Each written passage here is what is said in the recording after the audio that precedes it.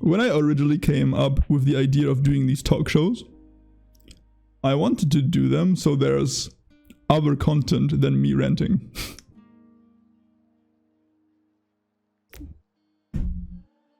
Yeah. Mission failed, eh? We'll get him next time. Welcome to the third episode of Tillis Tuesday Talk Show. Today, it's only 2 guests because Corona got more serious around here again. That's why we have social distancing, as you can see, both having their separate couch or sofa. Legend obviously needs more space because of his ego. I'd like to keep Lucy close to me to have an eye on the Kai, so yeah. Oh, shit,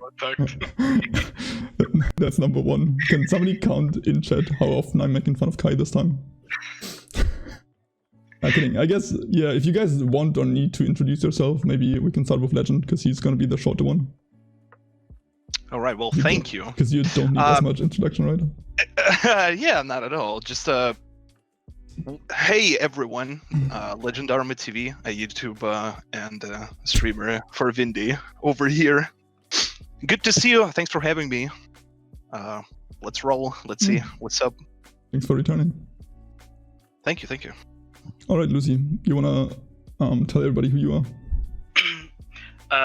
LuciferSama from U server, and I play Kai, so yeah, I'll just go away now. But yeah, I'm ready. Cool. I'm glad I'm on a couch. Yeah, far away. Yeah, far away from Kai. Sometimes social distancing is. Wait, did I see the C word? By the way, I swear I'm getting demonetized just for saying it once. Fuck me. Ash. Beep, beep, beep, beep, beep, beep. Oh, shit. I sometimes hate YouTube, you know. It's okay. Anyway, so, as I said earlier, usually on the Tillis Tuesday Talk Show, we go over the latest update. We usually do them halfway through a patch to kind of assess what the update is, how we like it, and stuff like this. However, we didn't get anything. First, maybe let's talk about the nothing first. How do you actually feel about it? Like, as a Vindictus player, patches like this, where you are presented with literally nothing new to do. How do you feel? You wanna, like, in order the comment? Whoever wants to do. Go on, Lucy. I'll be a gentleman here. Well, I was really expecting, to be honest, the tower already to come, Yeah. and then it's like the patch comes and you're like, okay, where is the content? Yes. I don't know, it's like super weird because they're just delaying a lot of stuff, and then people, you know, we start to comment, oh, but Kyle is like coming really soon, and the new boss as well, and this and that, and it's like, it's being so delayed. How can we get everything else like in the time period we should have? So, I mean, I don't know, I guess we're now gonna get the tower next patch, I hope. Like, if we don't, I really don't see a reason for, like, if we have another patch like this where we don't get anything, it's just, that's it. There's no reason for, It's just you gotcha. can't explain it. I was really mad myself when we didn't get anything. But then last week when they did the Q&A, they told us how they're working their hardest to get Kale out of, or onto the servers as soon as possible. So I was like, maybe they delayed the tower due to Kale being released a month earlier, but that's just really a very, very minor attempt to explain or trying to look for excuses, in my opinion. But yeah, Legend, right away. Yeah. Well, I think the recent patch is beep, beep, beep, beep, beep. Yeah, right. And to be honest with you, well, Q&A was pretty fun, actually, especially when I was making a review. I had a lot of fun because there were a lot of Korean funny faces and stuff, so it was funny to do. Yeah, true.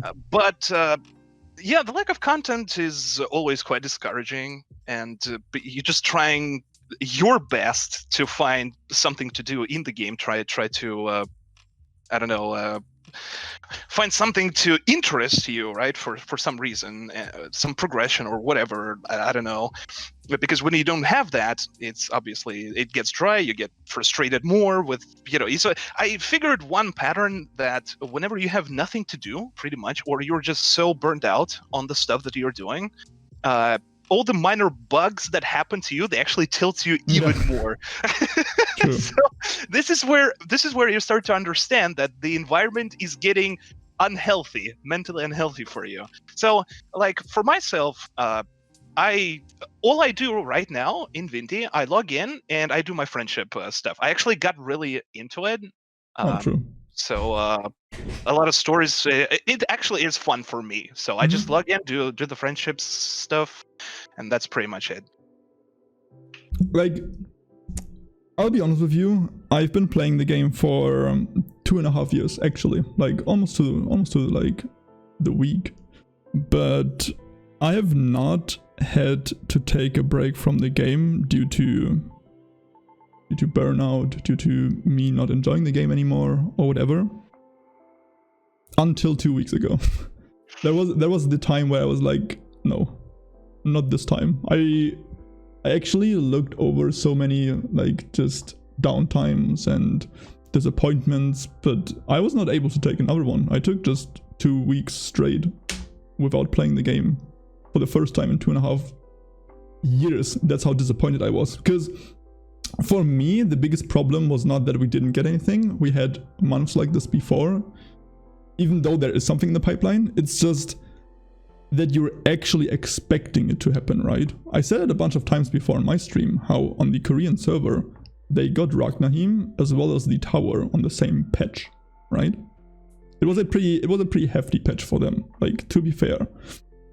And to also be fair, I think it would be a pretty hefty patch for us on EU, because ours are usually a bit smaller, right? For us, they usually do once every month with smaller contents, when in Korea they do like every 2 months with like big, right? However, expecting to get something and then being let down, to me, is a worse feeling than just not expecting anything and then, oh, we didn't get anything. Oh, that's fine. We didn't expect anything, right? Like, having high expectations and then getting disappointed just hit me so hard this time around. It's kind of the same feeling with the Niflheim event. I wanted to talk about it later on, but I guess we just jump right into that one. How it's part of the 10-year anniversary streak. They're running a Niflheim event. When they first posted the event on the Discord, there was a golden bracelet icon advertising the event, right? And what did we get? We got 1 additional key. So we get 10 instead of 9 regular keys, which is useless, right? It's not an event, not for new players, not for veteran players. It's garbage. It's deep, yeah. I'm on days like today, I'm so disappointed. Yesterday, I was hyping up the event for like 3 hours straight on my stream, telling people, ooh, Niflheim, golden bracelets, exquisite gems, yada yada, this, that. Nothing. Legit. We got nothing today. That's why you never expect anything. Yeah. You should not have high expectations, my man. And it's been proven for years. I'm sorry. I'm myself starting to feel extremely bad because I'm sitting here, right? I'm trying to advertise their game. I'm trying to be like all positive and stuff. I'm trying to tell people, ooh, tomorrow, cool event, this, that, right? And then I get punched in the face being like, you get 1 additional key. Making you actually look like a fool. Right? Yeah. Like, I looked like a fool when I predicted Lethal for like 2 months before she was actually released. I looked like a fool when I was like, ooh, maybe we most likely get the tower next week, right? And it's nothing okay, happened. I look like a fool all the time. But I don't know, how can you run events like this one and seriously not feel bad about it? I don't know. I don't think they even do, actually. I think they're just they gather all that info. Maybe they're watching all the videos with our frustrations with you and me, and then they're like, hey, I don't know understand English. I'm sorry, but Do you want more all sets? Please speak Korean. Enable Korean subtitles or something. I don't know. I don't know. I honestly started to, and at one point in time I actually wanted to learn some basic Korean to like greet people in chat when they come to my streams, but yeah. I had such a hard time trying to communicate with Korean folks on stream. Yeah. It was a pain in the ass, man. I'm sorry. It's always weird when you are trying to talk to somebody that obviously doesn't understand your language. It's also when I'm speaking my native language, German, right? Like I'm always super confused. Like, what am I supposed to do? Do I just speak broken German with like no grammar at all? Do I speak very slowly? Like, how can I help you to understand what I'm trying to say? And then you feel bad because a person doesn't understand you. Yeah, and then I'm saying the same thing like 8 times, hoping that he will get it. Yeah, I don't know. Like, I visited a Korean stream once, and his English was like on fire. And I felt so bad because I'm not able to give people the same experience when they come to my stream. I think it's fine. I think you don't need to blame yourself on that. Yeah. I think you're fine, man. I just learned Korean to not be embarrassed on stream once per month when a Korean guy visits my chat. I just say random stuff. I don't even know if I'm saying words or anything. It's like, you know, something like that. I don't know. I guess that's the plan. I just learn like 20 different Korean words, just random ones, and I just rap them. And all of them are pretty much negatives, like bad, patch, Nexon. Yeah, Nexon.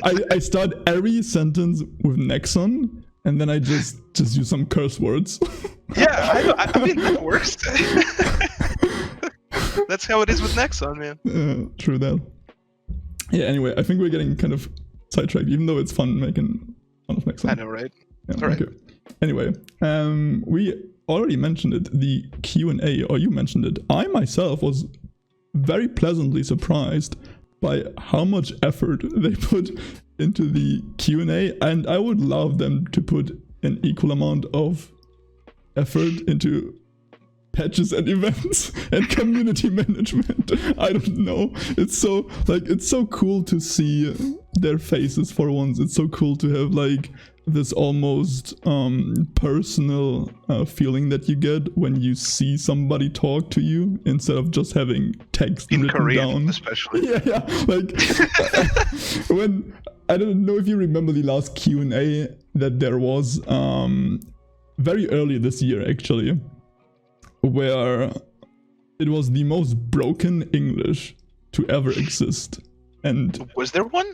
Yeah. Like the one where they basically announced the 64-bit client and Kale. They didn't say you mean like would be text-wise? Yeah.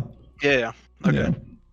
I know it was not for our servers. I think it was just one on the was it Chinese or Korean server, and they just translated the text then. But I was expecting something like this, just text form, broken English, and nothing to really write home about. But I just really liked what they did. I don't know about you. I actually like the whole face-to-face Q&A that they did. I feel like maybe they could have answered some more specific questions. Like kind of when? Wow. not even released yet. Already now, please. There was like one question which was like, where do you get the inspiration for the monsters in Vindictus? And that the guy was like, yeah. The guy was like, well, we usually look at the bosses from the past and we try to make something similar. And I'm like, yeah, we noticed, bringing all the bosses and making new bosses with them. Okay. Yeah, I don't know. There's one they hella dodged. I can't remember which one it was. I should have taken notes. Voice acting, I think. They jumped right into leather, I think. Not sure. Possible. There was some dodging there, for sure. I mean, prior to the Q&A, I already kind of predicted it, how they obviously pick answers that they feel comfortable answering, that they think are not giving away too much information, are not promising us too much, you know? We always have to look at things like this from both sides. As a player, we obviously would instantly love to know the roadmap for the next 2 years. So what's next? When's the next raid? When's the next redeemer? When's the next level cap, right?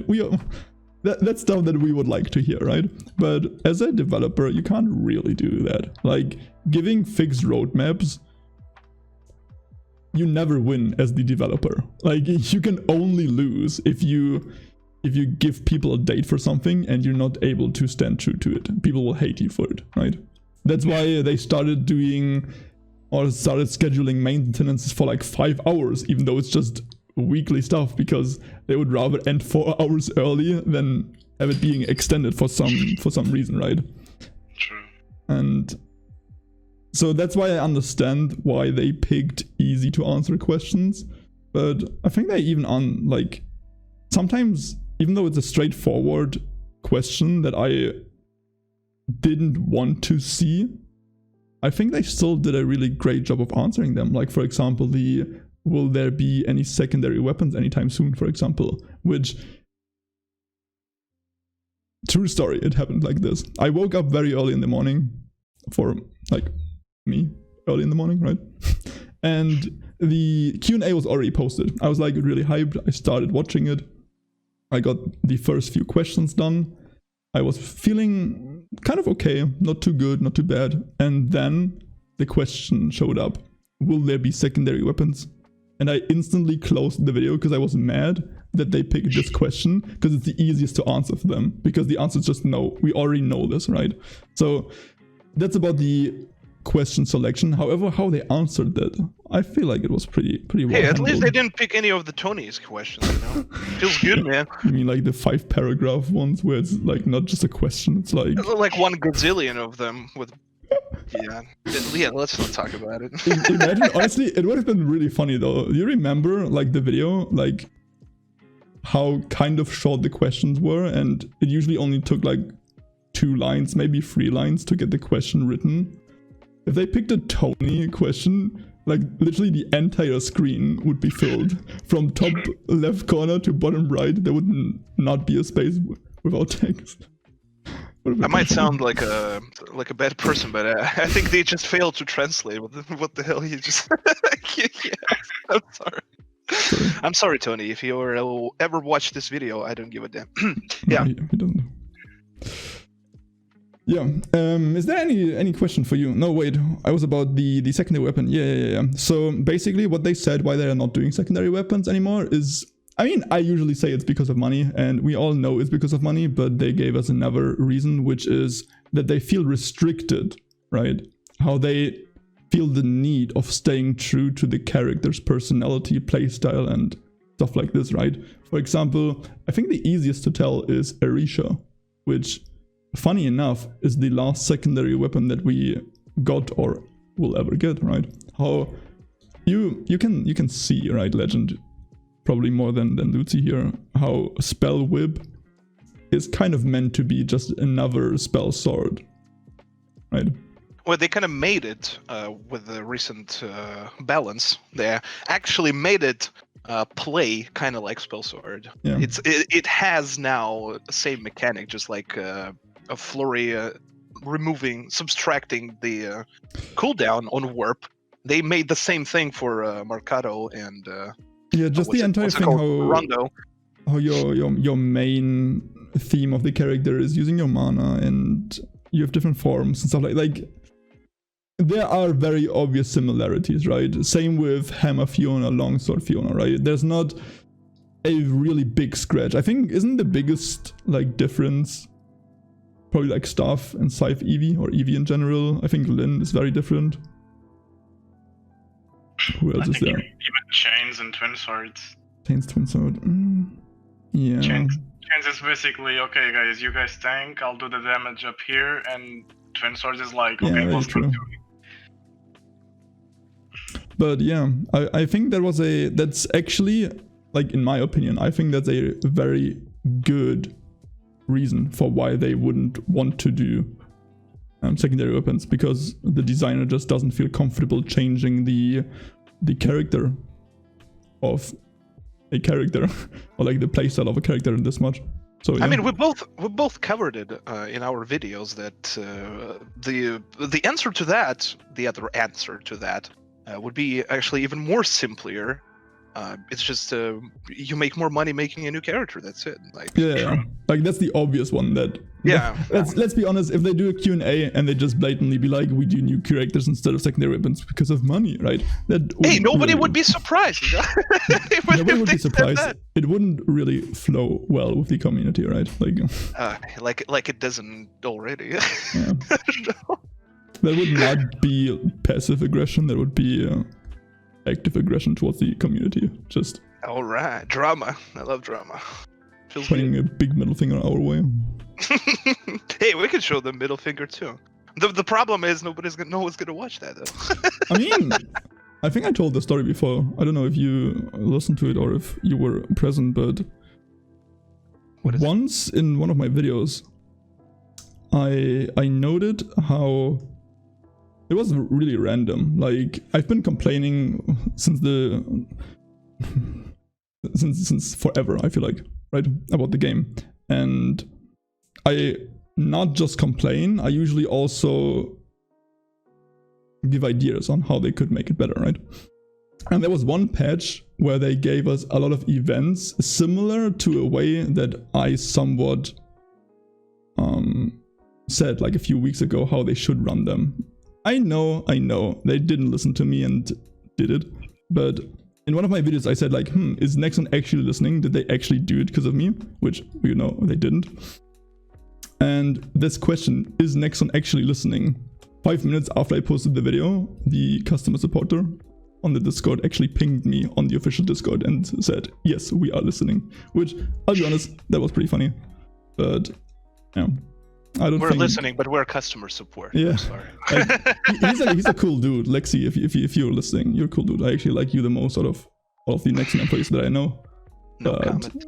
But yeah, like, would be really cool if the game designer watches.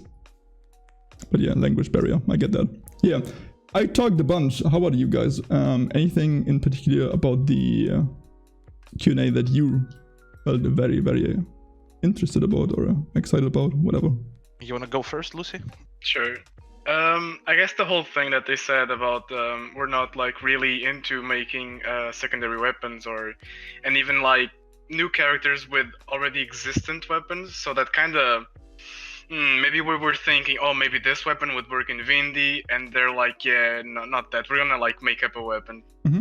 So I don't know, like it's their creativity right now. I mean, the dragon spine itself, it's already, at least for me, kind of like original. Yeah. I don't know, like even the whole dagger with all those orbs. I don't know. I really like Silas' like whole creativity around it. It can be a bit spammy, but I mean, it's there. Must resist Kai jokes.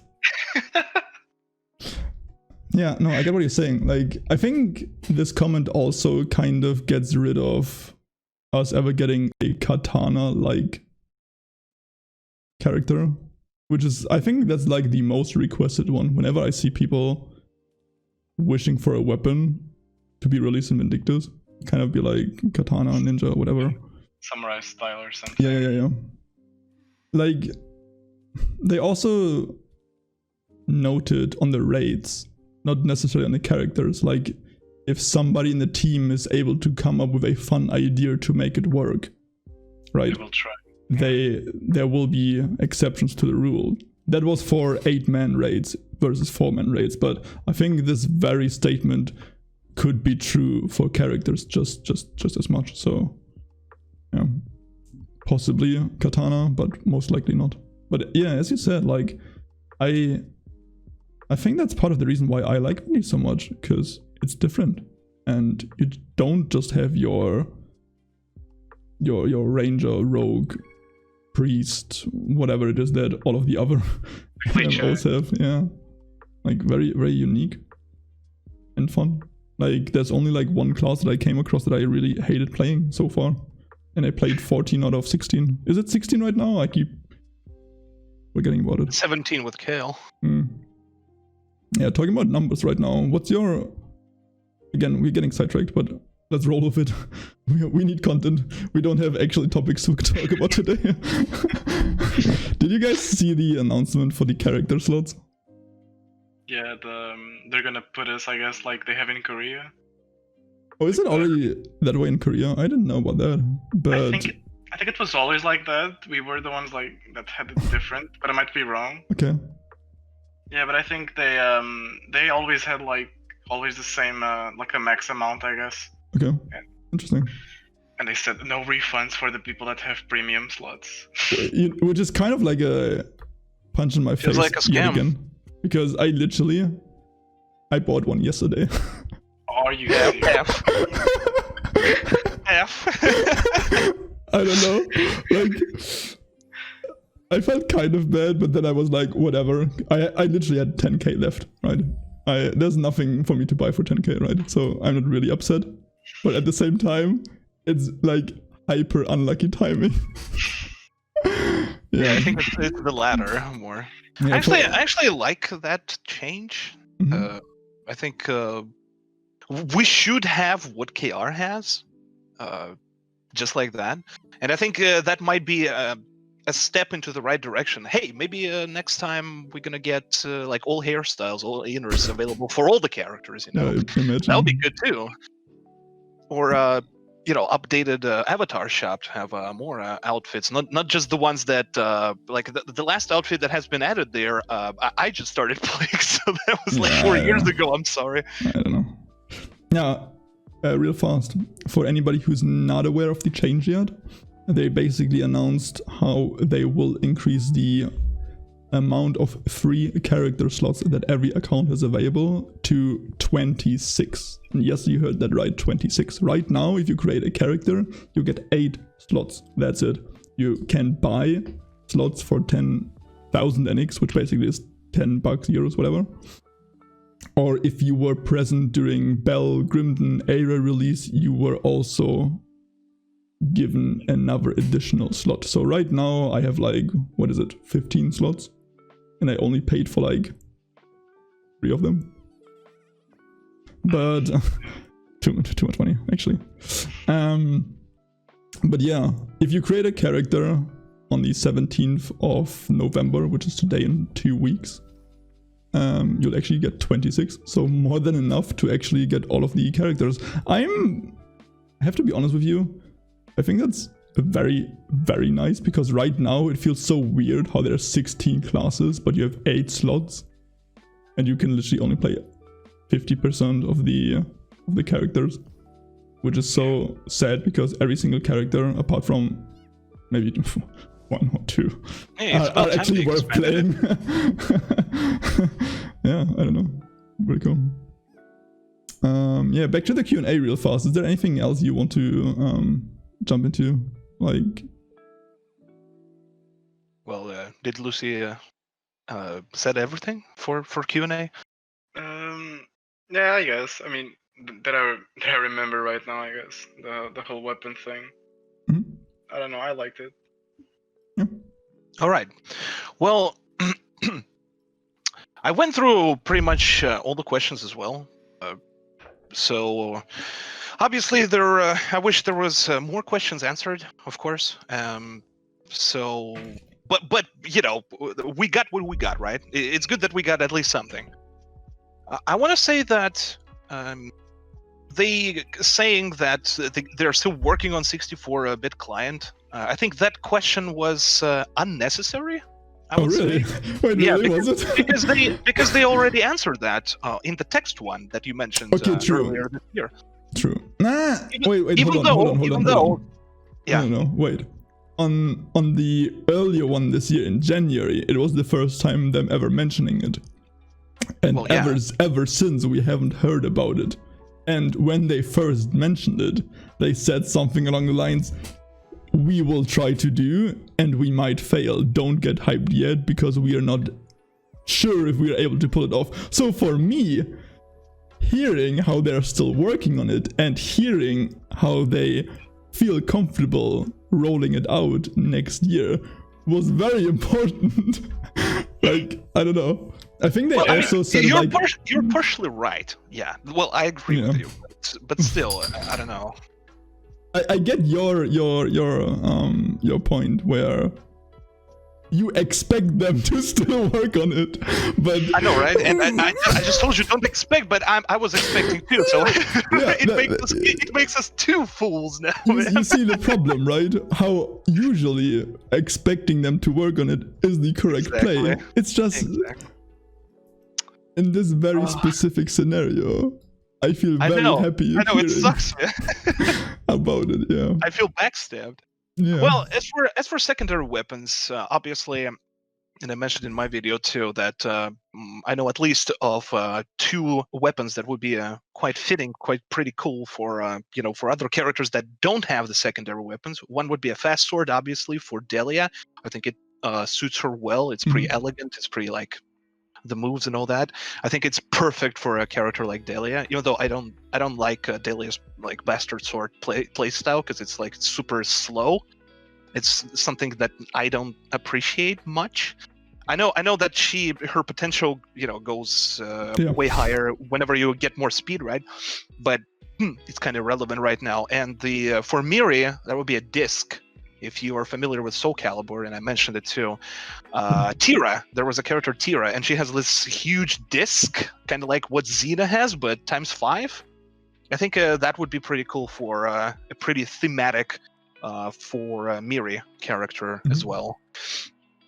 As I said too, that it's obviously would be nice to have secondary weapons, but since they said no, well, no is no. Then I guess there's nothing much we can do from here. They just focus on new characters, whatever. I was kind of sad about the topic with the do they plan to make more raids 8 men? And they said no, they're only focusing on 4-man raids, and I still 4 people raid. I mean, I guess I got spoiled by WoW too much, but correct me if I'm mistaken. All of people who are watching you, Tilly, you, Lucy, you probably played other MMOs. Raid is something that you have a lot of people actually, so it's kind of 4 people feels more like a freaking dungeon to me. Yeah. I feel like Vindy, since season 2, it went in a different direction. It used to be a lot of enjoying the raid. It's like, you were enjoying it. You weren't farming the raid. You were enjoying the raid. That's why before you had like 15-minute Lakioras and all that stuff. And now you have like 3-minute Ragnarhim. It went from enjoying into let's do 20 Ragnas because I need the core and we still got a lot of raids to do, so let's rush. It's very farmy. Let's get it done with. Well, it's a Korean MMO, so expect grinding. But I know what Lucy says. I agree with him. So it's it's more like a grind fest. It is, yes. But the problem nowadays is that you don't have an option. And that leads us to the first topic as well, Tilly, that you started about the lack of content. If we had the tower, we at least could focus on the tower if we don't want to raid, right? Now you just either raid or you don't raid. That's it. So like you don't even have dungeons to farm. Like Bath and Red is just a low budget version of something that was great.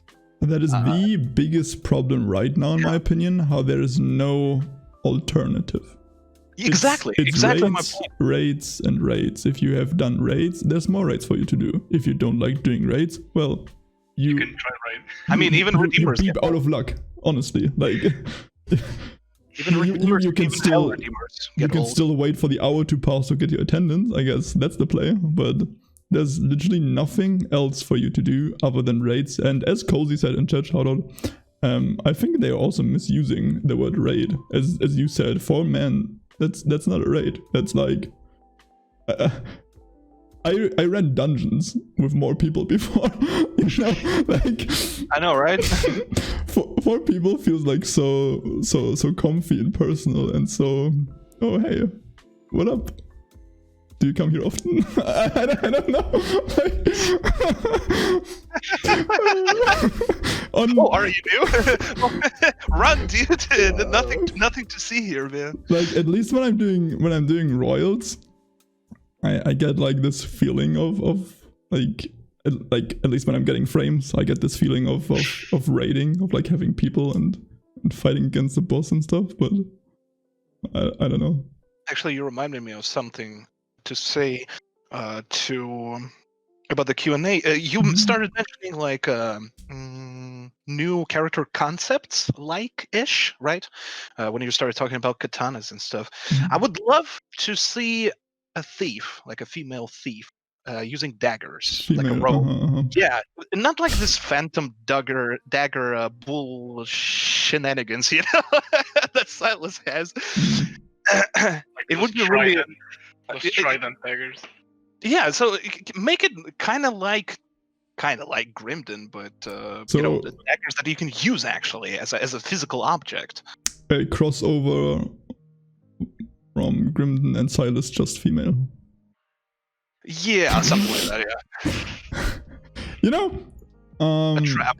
There's like infinite possibilities. I feel like they kind of restricted themselves by saying they don't really want to take like real life weapon into considerations, or like something that's out there, like them wanting to come up with new things. It's both restricting as well as like giving them infinite possibilities, right? Because coming up with new things, the only limitation is your imagination, right? But it also kind of restricts you from going for the obvious ones, as we said earlier, like knight, rogue, priest, stuff like that, right? I mean, yeah, they said it themselves too. They don't want to use like real life weapons, so they want to come up with something that is just fantasy wise. Yeah. So expect, I don't know, like a triple bazooka or something. I wonder if it's a indirect hint that later this year Bokai will be removed. Oh, that would be so good, man. Oh, did I say that out loud? I'm sorry. Oh my God. Kappa. He's a cross-gun, don't worry. Yeah, I don't care right. about. Yeah. Cross-gun. Okay, yeah, you're fine, man. You're safe. Cross-gun gives break-off. Yeah, you good. And Hunter Party. Yeah, let's go. Oop, SP on sword. Yeah. That's how I like. Feels good, man. I can get Ruin Blade faster by like 1 second. Let's go. Yeah, I can waste more SP with my Ruin Blade. Yeah. I don't know. Okay. Imagine the possibilities. Like whenever I think of how other people or other classes benefit of certain things, and then I project it to my Arisha and be like, oh cool, yeah. Oh cool, that doesn't work for me. Cool. I'm glad for you. But for me, like we had the discussion earlier about plus 16 weapons, and I was going on my rant. You heard the story before, right? Plus 15s are being buffed soon, and my plus 16 is only 350 AD higher. And people were like, but the 4 attack speed that you get, I'm like, yeah. What about it? Beep it, like, take it. I don't want it. Or, I don't know. It's still good. 350. I don't know. Yeah, the 80 is okay-ish, but the 4 attack speed that you get for some classes, that's huge, right? Like, imagine being a Delia, a Sivy, an Aira, like anything that utilizes attack speed, getting 4 attack speed for free, you're like freaking out. But as a sword Arisha, I'm like, cool. Guess I have stamina for 1 second less than other people do. Cool. Yeah. I love you too, man. I don't know. But yeah. Q&A. I think, yeah, I want to really talk about the 64-bit client, since we scrapped on the surface of the topic already. How I'm really, really, really, really curious how they will roll it out. I'm almost like down to take bets right here, where will Korea get it first and we'll get it half a year later? So does it mean we'll get it December 2021? Or will it be a global release? What's your guys' call? I think global. Wasn't there was, I don't know if it was when it was the Rise update, but there was an update that we even got like improved graphics a few years ago, and that was a global. So I guess when it's about you know, like the sort of graphic update, like engine wise, blah blah blah, I think it's gonna be global. Yeah. What about you, Legend? Sorry, what was the question? I'm sorry. Once 64-bit client comes around, will it be Korea first and Europe half a year later, or global release? You know, we promised not to have high expectations, right? So my answer is going to be quite obvious. I would say like 8 months after Korea. Okay, so 2022. Have a something like that, you know. Pretty much. Kind of like Lucy said, I feel like I'm almost expecting it to be global. Maybe not like the same day, because we have different maintenance days as Korea does. But I think I'm kind of expecting it somewhat soon. Like, I mean, obviously, at most a month or two. I'm up for closing the gap more and more. You know, the tighter the gap. Oh, don't get me started. Like we ain't no closing no gap if we delay the tower by another month. Like we're 2 months late. The tower was the same patch as Ragnarheim. Mm-hmm. And then wait for Lether for like a year. I don't know. I don't know. Yeah, Lether was like really weird. I don't want to talk about the first question of the Q&A because like YouTube will not like it if I say the C word, right? But they kind of said how the situation earlier this year did not impact their work at all, to which I'm, but why was Leaf 2 months late? You know? I don't know, like, who knows? It's kind of weird, yeah. The answer to that question was kind of weird. I think they were just mostly talking about like they were all okay, you know. Nobody suffered much. And nobody died. Cool, thanks. Yeah, like wait, no, man. We did it. Yeah, it's a serious topic. We don't need to joke about that, right? But yeah, no, we don't joke about it. But we do anyway. That's yeah. Now, for the 64-bit client, the other topic they were also talking about at the same time was the FPS cap, which I'm no mastermind when it comes to physics engines and FPS caps and stuff, but their explanation of how it would maybe create an uneven playing field for players. Yeah, like... Is that really so? Sounds sus. I guess, right? That's like, you wanna... I really don't know if I want to believe them or if I can believe them or not, you know? They say it would be pay to win for people to have like, I don't know, like 144 FPS to someone that would have 30. But I mean, isn't that like how it happens in most games that have like... a high cap of FPS, or not even a cap? Yeah. Isn't like having a better PC makes you play the game at its full potential? Yeah. I think the core problem here is the fact that even if you have a NASA PC, you still can't get enough FPS. So I don't know why. Even if they raise the cap, I think we're gonna still have the same shiitake mushroom situation. I think what they were talking about is like ticks when it comes to imagine Maka, right? Or like Brig when they do the fidget spinner move, right? Okay. And on 60 FPS, right? She obviously, like, basically takes you 60 times a second, right? Like, because it's a constant spinning thing. Like, if I do, right, 60 times a second, right? But on 144 FPS, she would have to attack more often, because if you have 144 FPS, but she only attacks you like every other frame, you know, this would be kind of weird. This is like one of the, if that's what they're talking about, then maybe I buy it, because sometimes it would feel like, sometimes the block timing or dodge timing would feel off by like a frame or two.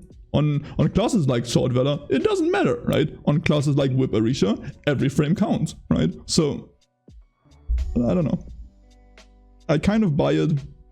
What I like the most is how they said once more people have like high-tech they will think about it. That was like the funniest thing. I'm like, okay, be right back, getting my 144 hertz monitor. I mean, imagine buying like a turbo good PC just to play Vindictus. I mean, I don't know. what the hell? That was pretty funny. Yeah. It was like when people start being rich. Okay, we can start doing something. Yeah. Yeah, just get good, man. Like, then come being to our plural. team. What are you doing with your life? I don't know if you guys heard about the problematic trend of like Twitch streamers like telling people to feel bad if people watch but don't subscribe and stuff, like shaming them for not paying them money, right? Oh, I got vibes of that when they said like just buy better specs and we can give you better game. Like that's kind of weird. He said it with a smile. Yeah, I Plus don't know. smile. It's kind of funny though. I don't know. Like, I'll be honest with you, I don't even need Vindictus to have more than 60 FPS. I myself would be happy to have stable 60. Okay, listen, we don't need no 144 if 60 is not working. And We need stable 60. I myself, I know I'm not much of a graphic fanatic. I don't need it to be hyper realistic looking. I don't need it to be 800 FPS because I can totally see it, right? But Same. make what we have work, right? That would be way better for me. Like, if it's just 60 FPS, the game is so good already. The combat is so amazing, right? Just be like, there's downsides to everything in life. If the downside to Vindy combat is it only being stable 60 FPS, I would take that any day of the week, right? Yeah. Well, I agree on that. Of course, you don't want to have headaches or, have your eyes hurt every time you play this game. Because when I started 4 years ago, that's exactly what I had. Oh, really? First of all, I had like one bar connection with everyone, 8 people, and I also was like on super bad graphics, and I still had like 15 FPS in Lord Glass. So, after like playing for 2 hours, I felt like super dizzy. And I'm like, I need a break. I had that once, Legit. like 2 weeks ago. I don't know if you are facing this problem in recent history. It was more problematic like a year ago, and today it happened to me because connection was really bad to the host, where you use your diffusion warp and you don't just teleport to your orb, you teleport to the other end of the map, and it's like super glitchy, and you have like 3 FPS while you like Oh yeah, move that's and every boat teleport. I join on an A, pretty much. Yeah. Like, I had this happen. Thanks to it's really amazing that they added quick tracer. It feels like they were like, oh, in this game there's this particular poor guy legend. He's just teleporting all over the map because he's stupid enough to play on an A, being from EU. So we're gonna give Star a quick tracer just so he stops complaining. Why is it so bad? Thank you. I appreciate it, Cal. But yeah, I had it happen today where it was a Bissell Arena. It was, I was where the boss spawns, right? Then I used my diffusion warp. I got teleported to the other end of the arena. And like half a second later, I got teleported back. Like, Was it back to where the boss was. Were you excited? Huh? Sorry?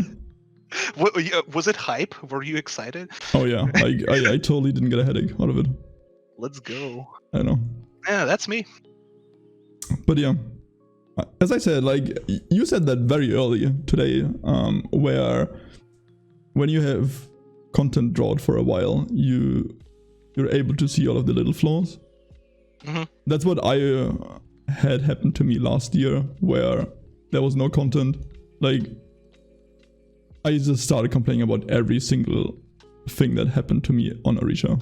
Like, That happened to me every as well. resonance, every rune blade, anything that failed, I was about to Alter 4. Thankfully, Alter 4 doesn't I think work. it's quite normal actually, because I had the same thing, man.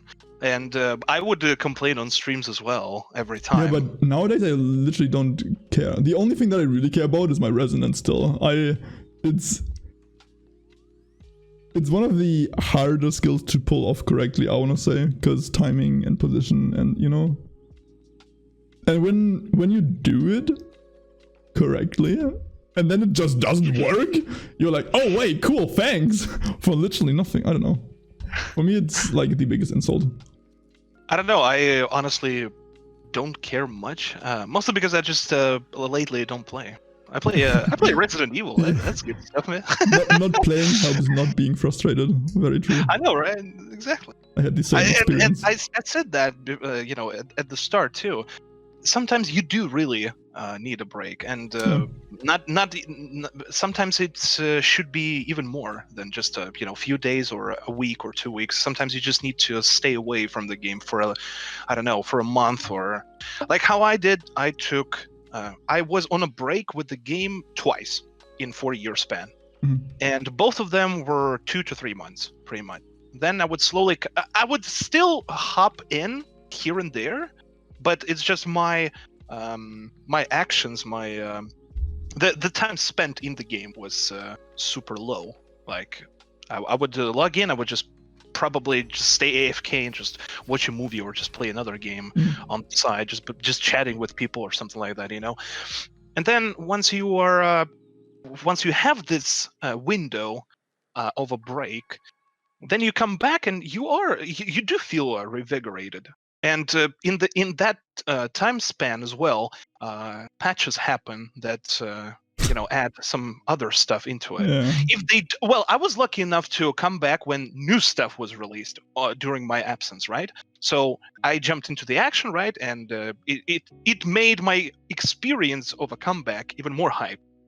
If you come back and there is still nothing, right? How it was I think it was after Agaris. Once Agaris was released, there was like 3 months nothing, like legit nothing.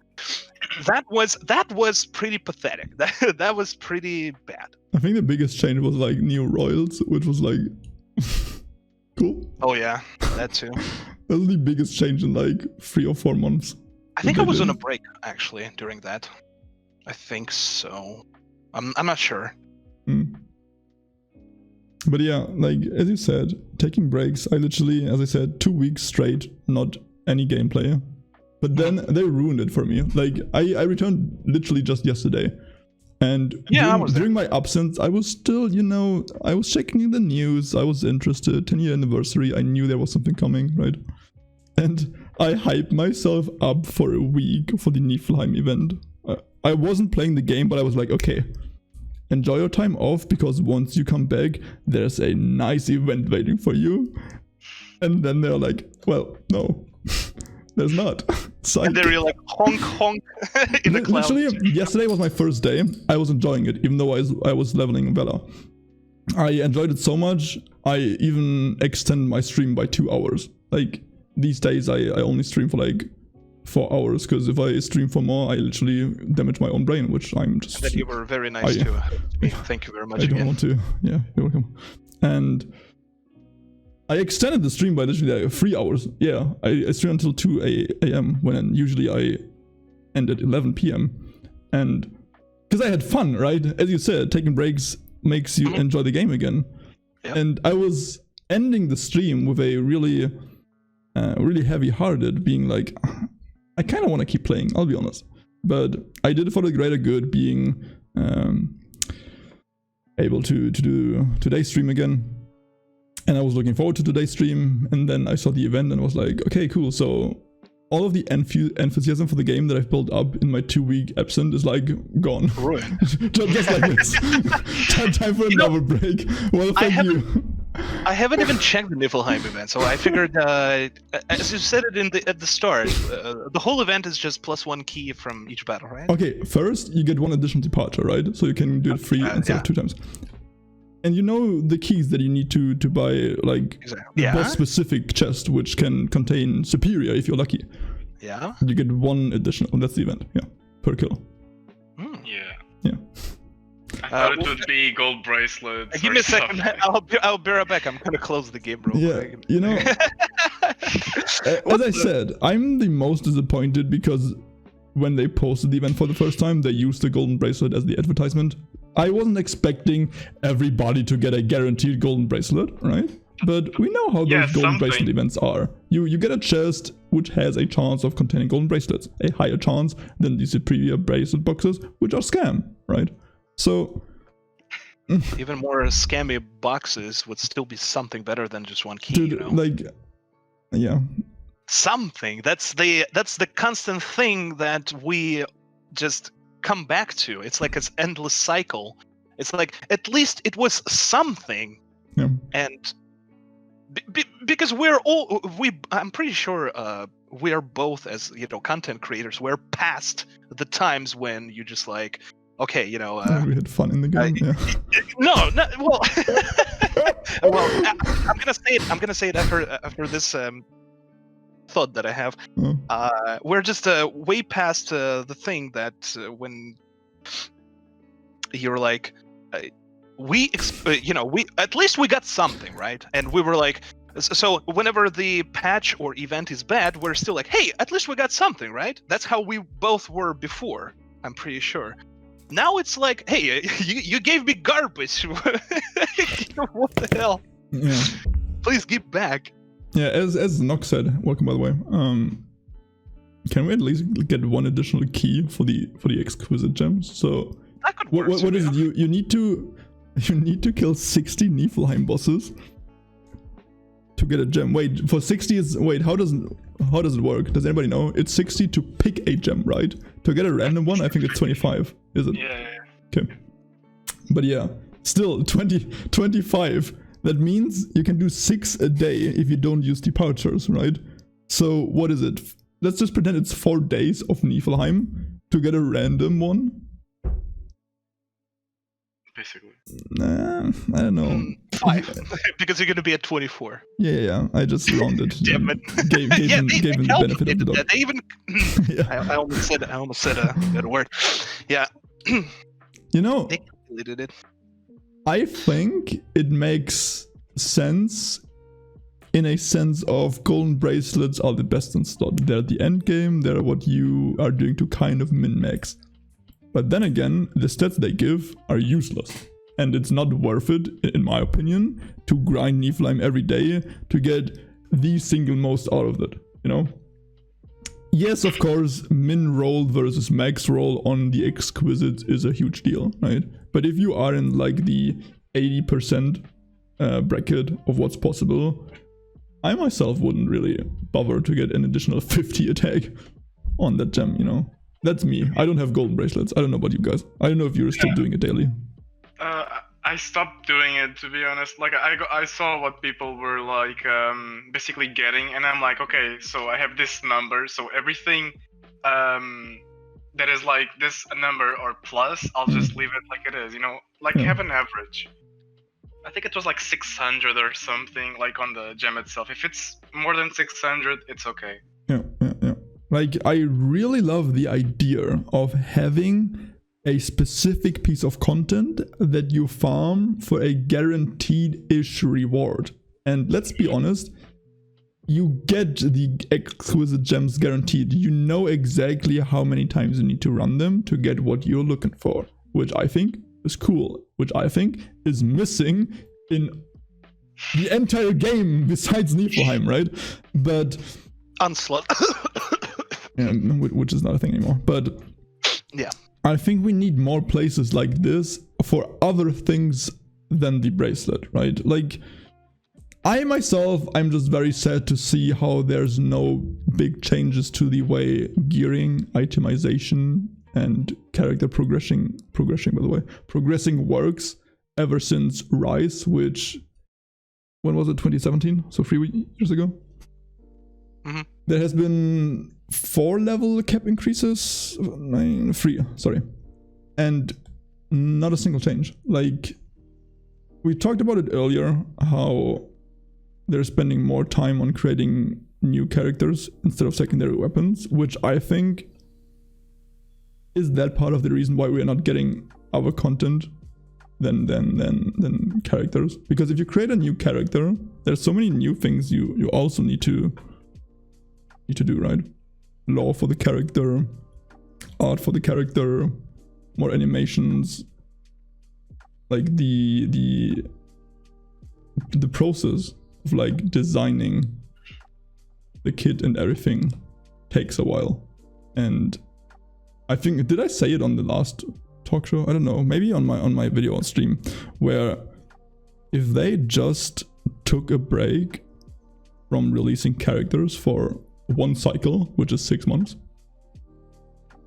they could spend this manpower to create something that changes the game in a positive way, right?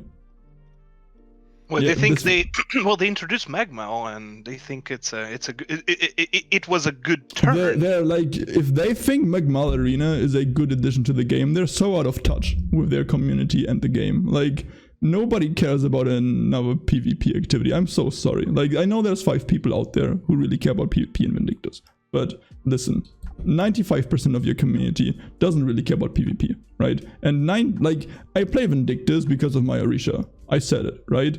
I just love the combat. I know what don't- you mean here. You don't want to play some, template characters. You want to play your character if there's content. I understand that. I don't know. I'm gearing Still, up my it's still character. considered content, right? So. Like, it's so weird. Like they force me to play this game mode where none of my progression matters. The character I'm playing doesn't matter. It's like I don't know. There's Succubus. She matters to me a lot. I don't know. I'm sorry. Yeah, I'll behave. I promise. I actually wanted to backtrack a little bit. Mhm. You made one comment when you said we're both past the way of enjoying the game or something like that.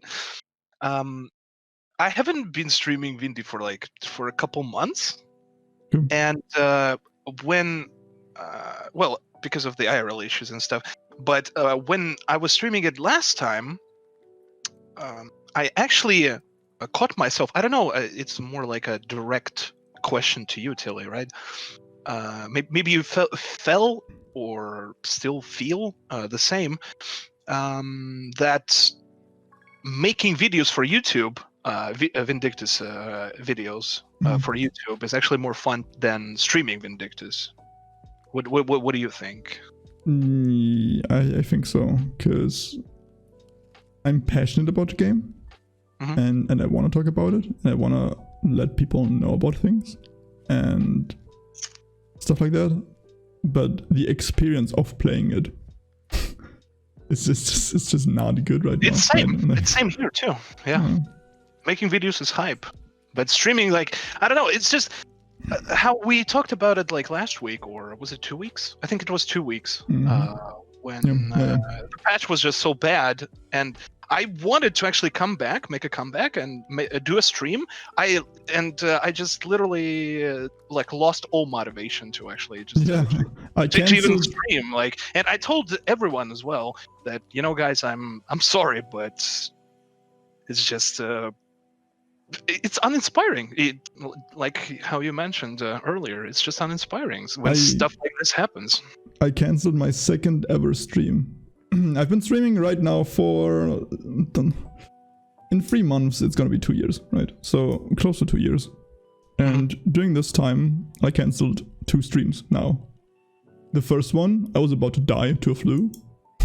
And the second one was literally 2 weeks ago when I was so disappointed that I didn't want to play the game, that I didn't want to advertise the game, that I didn't want to be associated with the game. I was like, no.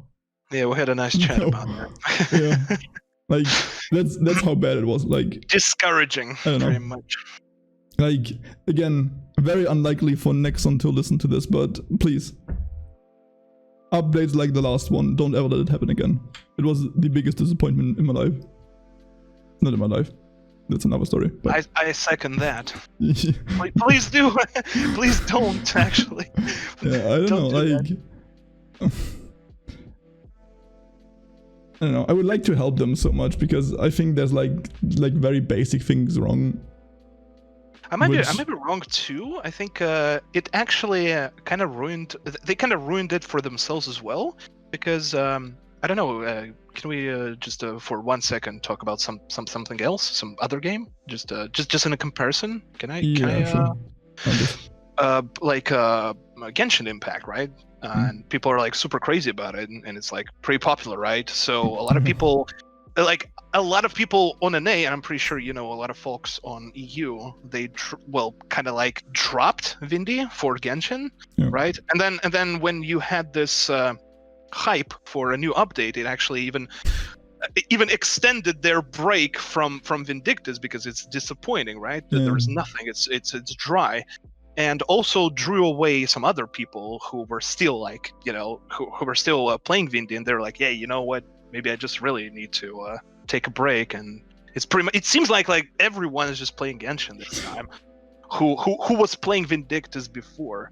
We had a similar conversation today on stream when somebody mentioned Lost Ark, and I said that's serious. Like, once Lost Ark releases, Nexon will see what their community thinks about their game, because I expect like a big chunk of the community to switch over to Lost Ark for at least like a week or some time, right? Some may even stay in Lost Ark and never come back to Vindictus. The reason for why Genshin Impact doesn't hit Vindictus so much is kind of what Ken said. Genshin doesn't really have content after a while, so you play it for 2 days and then you can come back to Vindictus, because I never played Genshin, so that's why I asked. You play it for at most like a week, and then you have like daily activities that take you like, I don't know, like 30 minutes if you really enjoy it, right? So after that hype that Genshin obviously generated, now people are able to play Vindictus again with a different game that gives you a lot of things to do, like Lost Ark. I'm not too sure if people will return to Vindictus as fast as they did on Genshin. Like, well, I mean, it's always like that. I don't know if I will return to Vindictus as fast once Lost Ark releases. It's always like that, because when you are, you spend a lot of time in the game, right? And especially when it becomes stale, right? It's always like a breath of fresh air when you play something. It's just and you're like, oh my god, I'm enjoying this. Damn, and I'm pretty. I remember. I'm sorry, Lucy. I remember when you were quite happy. You were pretty happy looking, actually, when you were streaming Genshin. I don't know. Oh, it was fun. Yeah. While it lasted, right? Because it has no content, basically. Oh, okay. Sorry, Lucy. Sorry, man. No, I mean, when it's something new, even if it's not that good to what you're playing right now, new is always better, even if it's worse. Obvious. Like, yeah. Black Desert came out, everyone went, but to be honest, everyone that I know that went to try it came back to Vindy. Because it is not similar. People say that it's similar, but I played. Yeah, it's not. It is not similar. It has so much that it has nothing. That's what I think. Oh, someone dropping money. Gib. Please, sugar daddy. Anyway, yeah. So the reason why I mentioned Lost Ark is because I think it has this, like, it could get people addicted. People could get drawn into it for longer periods of times, but it's like a new version of Lost Ark, right? Because there's been a couple of Lost Arks before, right? No. So you tell me that something that I watched like 2 years ago that was still like just some alpha stuff, or that's the Korean server. It's gonna be okay. or something. Okay, I get it now. So 2 years ago. Like literally 2 years ago, the Korean beta started, and that makes sense. And even Western content creators got into it, which is like highly questionable on the legal side, because you need a Korean ID to create accounts. So yeah. However, the game itself was like announced 6 years ago. Like, it's been in the making for like forever. And when just finally, like forever. It's like I don't know, like Diablo style, where Blizzard takes like a full decade creating the game, and when it releases, it's a banger, right? Kind of like, that's kind of Lost Ark, how it's been so anticipated, then it finally went to the Koreans, and everybody's hype, even the Westerns, even with like the 8 loopholes they have to use to get into it.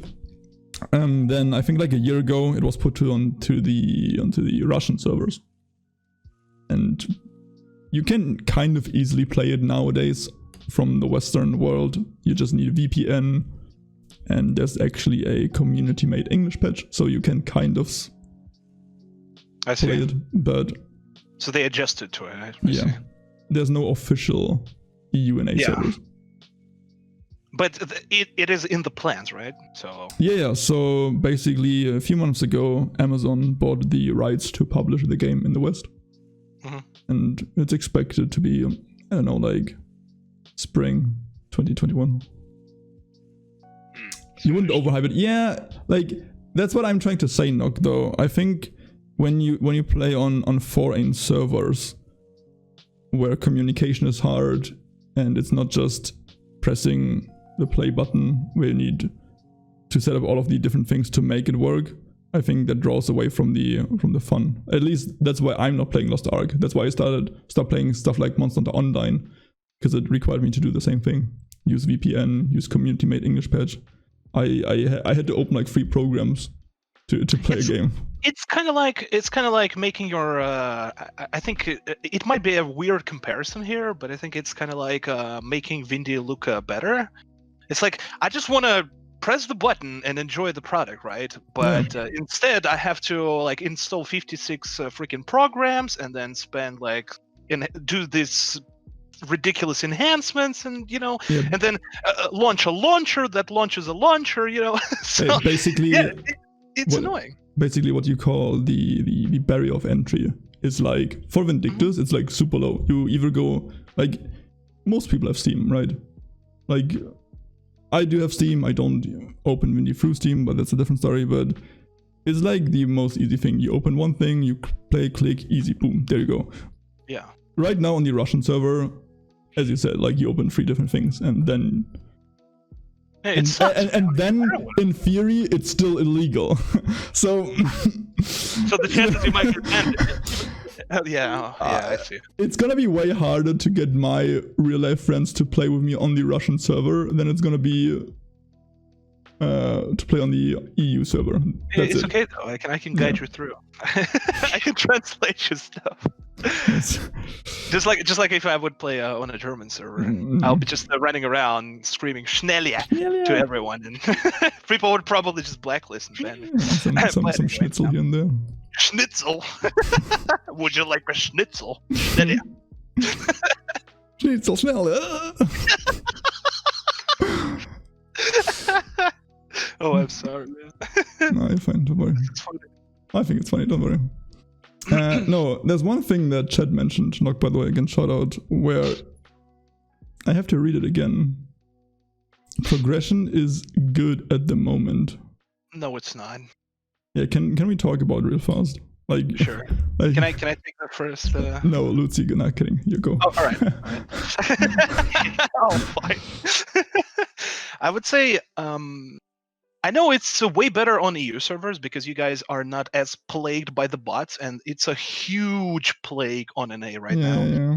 We are just overrun by bots. We like a few days ago we had 15,000 Damascus steel on the market. Okay. Which crashed the market, the price by like twice. So it was like 1.2 million per steel. Now it dropped to 550 at some point. 550k for one Damascus steel. Yeah, so it's and it affects pretty much all of the content, raiding content, so all the drops. So whenever you progress and you try to make money, you don't really make that much because everything is just so cheap, and the market is just it's just over. How do you say it? Overrun.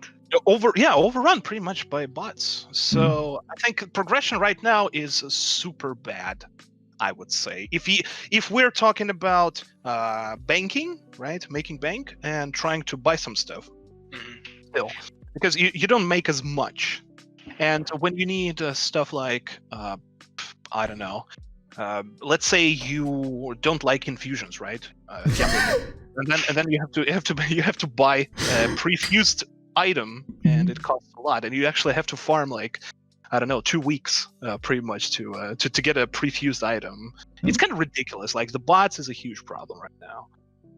Like, I just don't see any point in the progression system right now. Like, I said it, I'm pretty sure I said it on the last talk show 100%, how my 2-week-old Lether is doing the same content as my veteran Orisha. Like, I don't get many benefits off of having gear. Like, just the process of gearing up, to me, is pointless. The idea of being stronger doesn't make sense right now. So that's the first flaw of progression, in my opinion. And then just the way progression is done right now is also very flawed, in my opinion, because RNG layering, you don't get anything guaranteed, it's frustrating, and I don't know, like, I notice that there's something wrong when I notice a few things. A, they have to gift you all plus 13 Dullahan gear for you to have a chance of, like, competing, of having fun, of not being destroyed in Season 3, aka power creep. That people still don't use, preferring equipping +8 militia instead. Feels good, man. Yeah, that happens. But honestly, I don't even blame people for that. I blame Nexon for... Me too.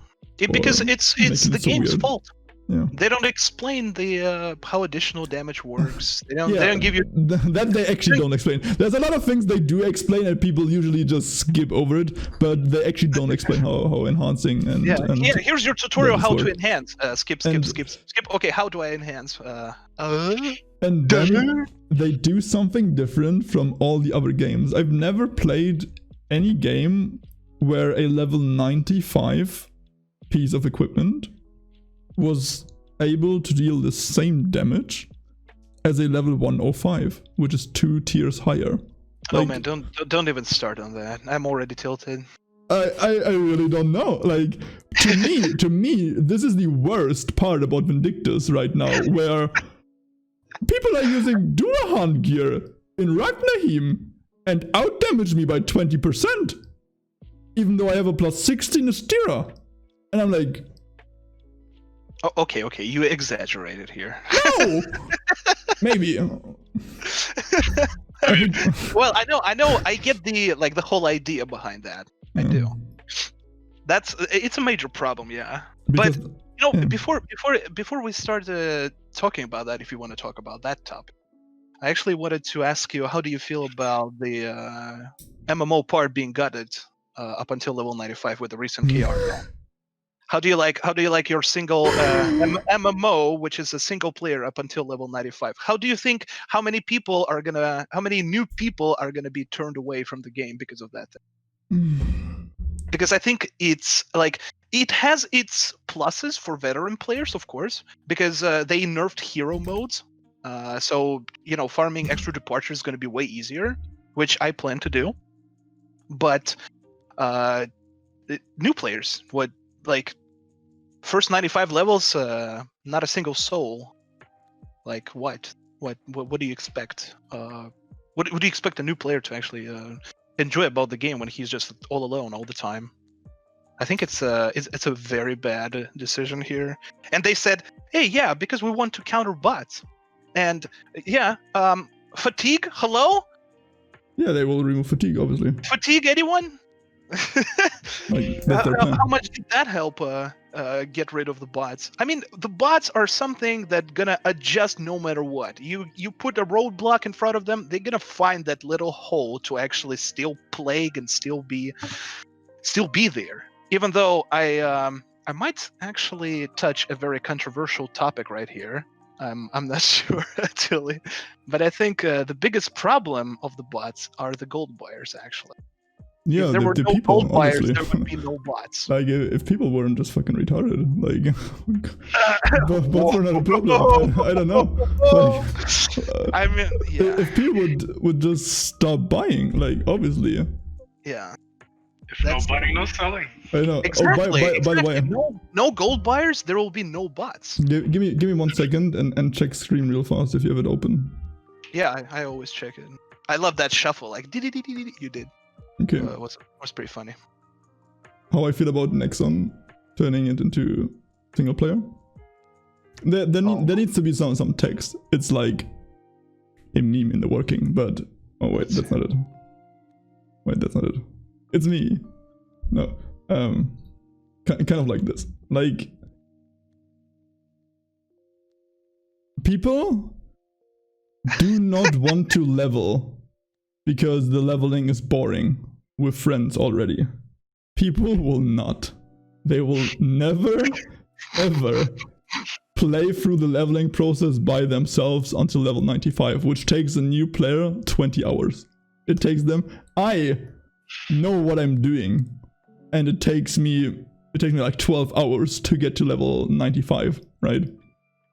Can I post something in the chat too? That's how I feel. It's kind of same how you feel. It's from the same thing, pretty much. It's loading. It doesn't work.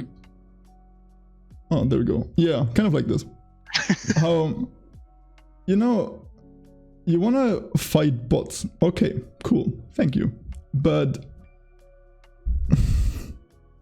no, it's not like...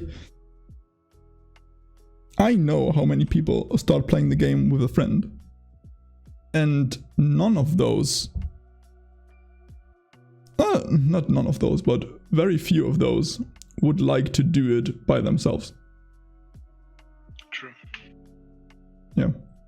And I think there's like a huge problem is that someone that is new and has no knowledge about the game, he comes in the game, he knows nothing about additional damage, what is more important to have, because like Vindy does not really tell you the stats you actually need, the stats that actually matter to your character or to in overall. And you're like, okay, so I have this Miletian plus 5, it probably is better than my 13 Duelist, so I'll just use it instead. And he's like, well, I can join this raid, so I'll put this that I won't be able to do 7% damage, but I can still join. And then I'm just gonna, get no drops, but at least I could join.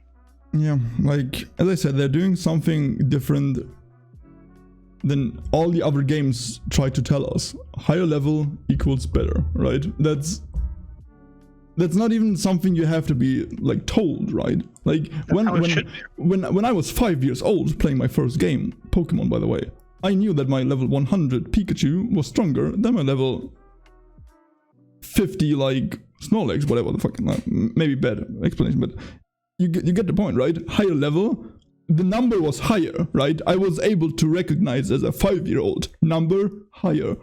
I'm like, number higher I use because stronger, right? I was 5 years old. Damn, 700 IQ gaming here. I saw their faces. They seem older than 5 years old.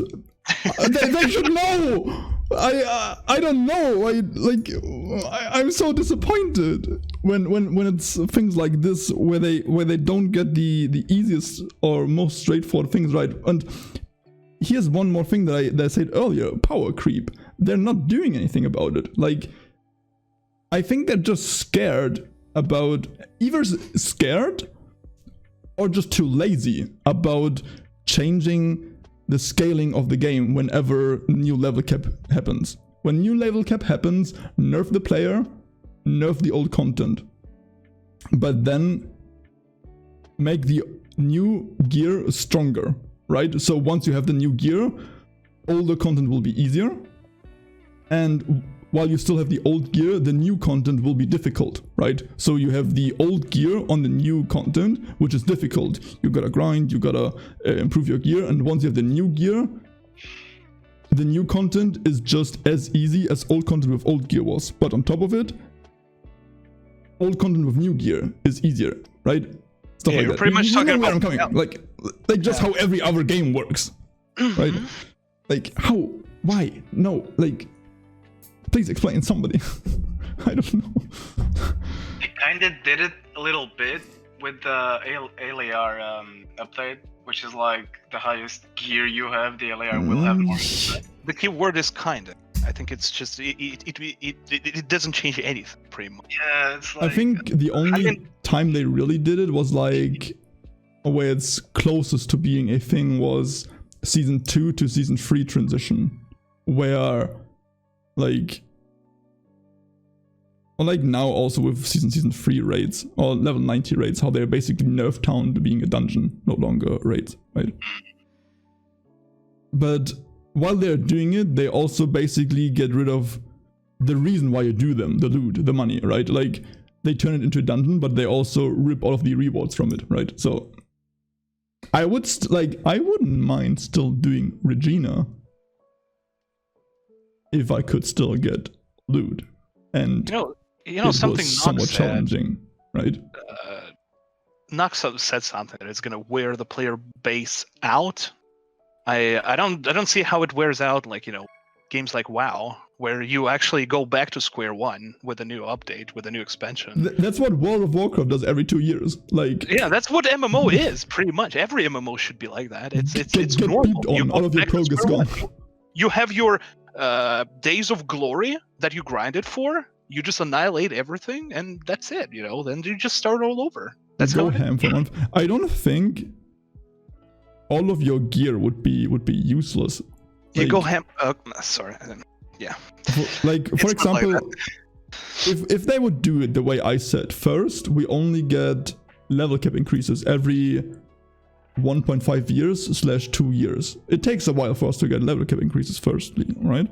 So you have a while to gear up.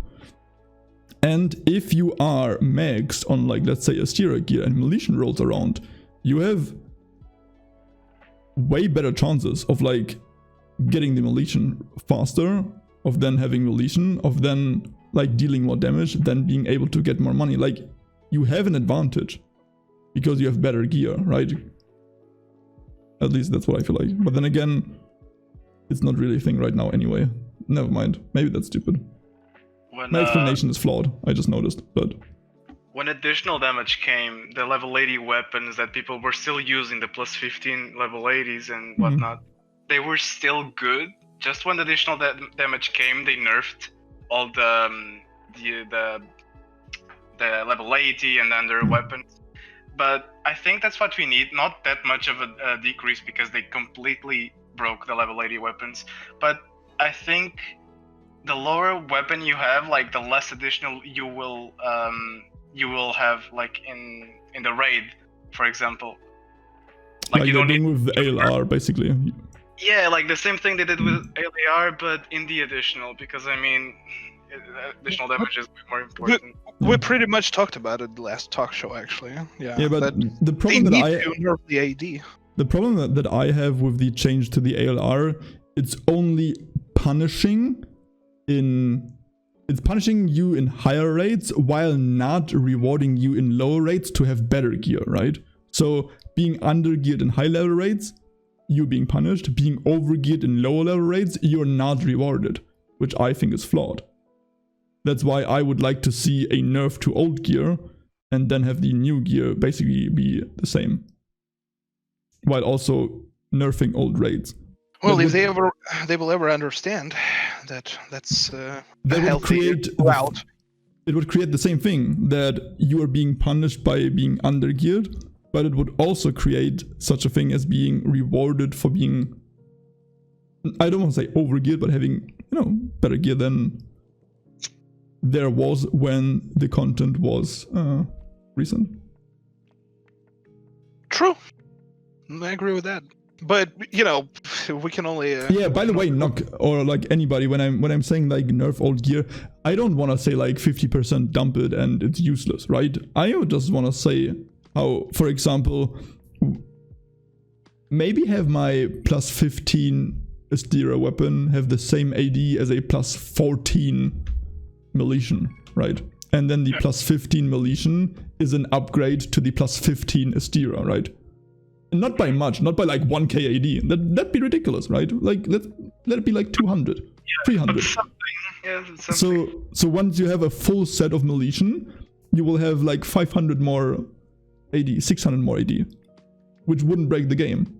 And you can always balance it out by just increasing bosses' HPs if at some point you think that the people are starting to melt the bosses too much. But then again, you're going for a end game gear, so you technically should storm through the raid. You should just annihilate it because you're just geared to like top-notch stuff. So yeah, you should stomp everything that is like end game gear. The stronger you get. That's why if Militian was had more additional damage overall, of course it would be pretty poggers to actually go Militian. Yeah, like right now people could just go Militian either for ranking if they're a ranking freak, or just for a future proof, which I don't even know like when you will need Militian actually. I don't. I'm right now sitting on plus 15 Militian Greaves. They're in my inventory. I'm not using them right now. They're sitting there for like, maybe I'll need them one day, but there's no reason for me to like to use them, right? Like, okay, I get like 500 defense. Ooh, yay, defense, yay. Right? I take like only triple-digit damage in Niflheim, which is the latest raid. Like, I already don't take damage. I don't need Militian for damage reduction, right? I'm sitting on a plus 15 piece, which is the highest tier right now, and I'm choosing not to put more money into it to make it like usable, because I don't see the point. I don't see a reason to do so. Like, the only reason would be ranking points and be like, I'm rank 8 instead of 9. Like, I don't even care. Like, on this. I mean, why do you need such stats as defense and critical resistance when you have 11 different iframes, right? Yeah. Also like that's another story, but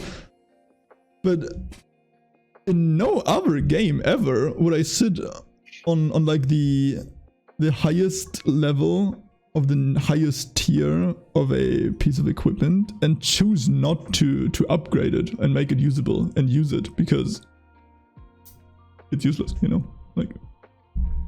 Maybe because of the cool, like on the helmet and okay, yeah. I could get what, like +1 critical? I mean, it kind of depends if you are crit capped already, or if you actually do need the scrolls. I would kind of need it, yeah, I know, but it feels so bad paying literally, what is it? Cool is like 50 million. Synthesizing the Greaves is like 30 million. I think it's 20 something. The cool. Synthesizing it? Or the cool? No, the cool. I haven't checked prices for like 3 weeks, I'm sorry. I mean, from the get-go, it kind of, stalls the progression. When you just release one boss that drops one extra item, upgrade item for you. Which kind of gets us back to, raids, right? The word raid. In WoW, you get a raid, and the raid consists of 8 different bosses, right? So they have different types of upgrades for, for your character. Here, you just get one, and that one boss just drops, They release Season 4, okay? Mm-hmm. They release Caesar. Okay, he drops Militian stuff. And then, instead of putting the cool enchant scroll right away into him, they actually put it after, when Nile was released. And the same goes for Ragnahim and Vehement enchant scroll. And it will be for a while. It stretches up the progression, like, from this point. Like, it starts way far away, So, I don't know. What kind of progression we can talk about when it's just the game is just stalling itself a lot all the time. I feel like we need something on raids, like some sort of coupon, some sort of item that you can actually see, like, okay, I did not get like 1 steal in 30 raids. It happened. So, but I have like this item that by doing 30 raids, I can go get something good, It's like, it's rewarding you because you spent like maybe 2 hours raiding. Basically, bad luck protection. That's like, I hate to say it, but that's what they think Seals of Bravery are for. Like, I really hate to say it because no. I mean, hey, they can always revamp it. They can always add to the Seals of Bravery. We need that, yeah, we do. Yeah. They even have a cap on 20 Seals of Bravery. The coupons are what events are. Also, yes, but that's the wrong approach. Events should not be necessary for you to play the game. Events should be additional. So. Something, yeah, that's like, oh yeah, we have this event, like cool, I can do this. Meanwhile, or And if you look at your events to be the saving grace of making it worth to play the game, then please make the events worth and not give me one single key. Like, me no understand, alright? The game is beep, so they give us events to make the game less beep, but then the events are beep as well, like... I don't even know. Like, let's go, give him hell, man. I'm so confused, right? It, Also, like, there's something I really hate is when events reward a certain type of player and the other type of player does not get anything from it. Like the 250 steals for a star and below. Like people that go for Millet are like, okay, so I have this 250 that I can either use on an alt and waste money on an alt just for the sake of using, or I'll just let it expire on my inventory. Yeah. And it also happened to me. They gave us 100 steals that I'm like, I don't need this on my Kai. I don't want to waste money on alts just for the sake of using the steal. So I'll just let it be here expiring because they're timed. Like, I know what you mean. Like, usually the events are pointed to newer players. Like, when's the last event that we got to buy ourselves some juicy, mysterious and abyssal shards, for example? The Royal event, I think. I literally don't even remember. Was it like 3-4 months ago? And before that, it was like 6 months ago. Like, yeah. Okay, there was one thing I wanted to talk about.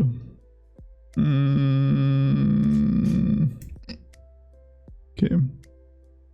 You guys can go. Nah, real fast on the higher level being better. I think it's actually a nerf if you upgrade from Istira to Malician, because you need more shards to get the same ALR, which again is fucking stupid. Ah shit. Ah damn. Ah. But yeah.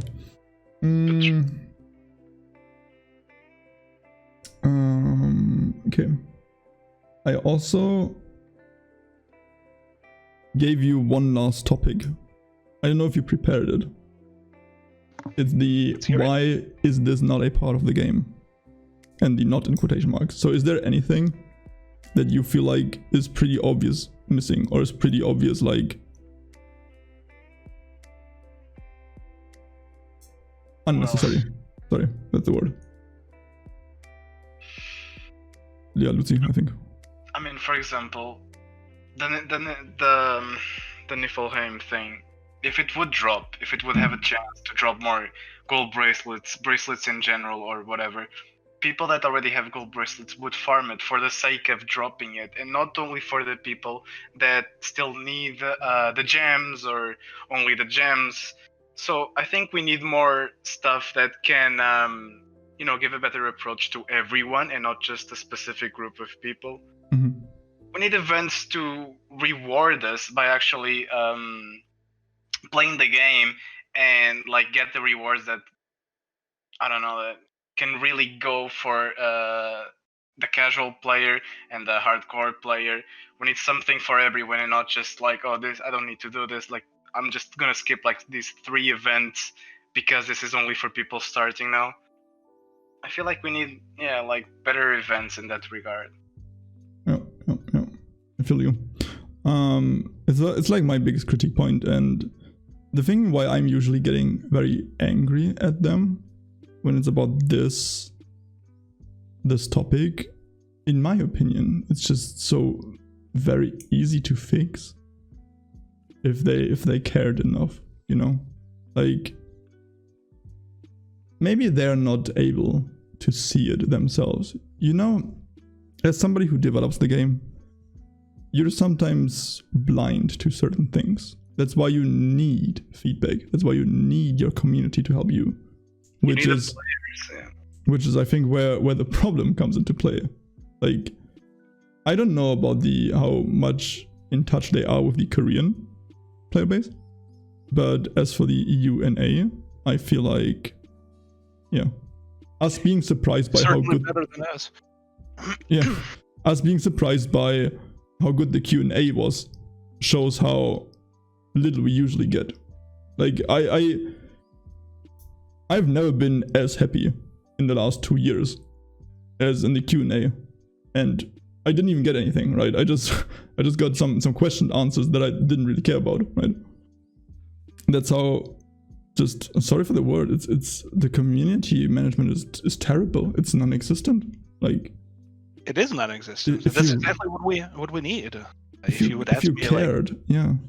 like what we don't have, right? What would be nice to have? It would be nice to have a community manager, and it would have a community manager that knows his or her stuff Yeah. pretty well, that interacts with the player base all the time, gets all the feedback, and it doesn't really necessarily needs to be like, hey, we're giving this feedback, it should be installed. At least say like, okay, I heard you, Yeah. I'm gonna like forward that to to the devs or something like that. That would at least be something, right? And the community manager is never there to be Santa Claus, like, right?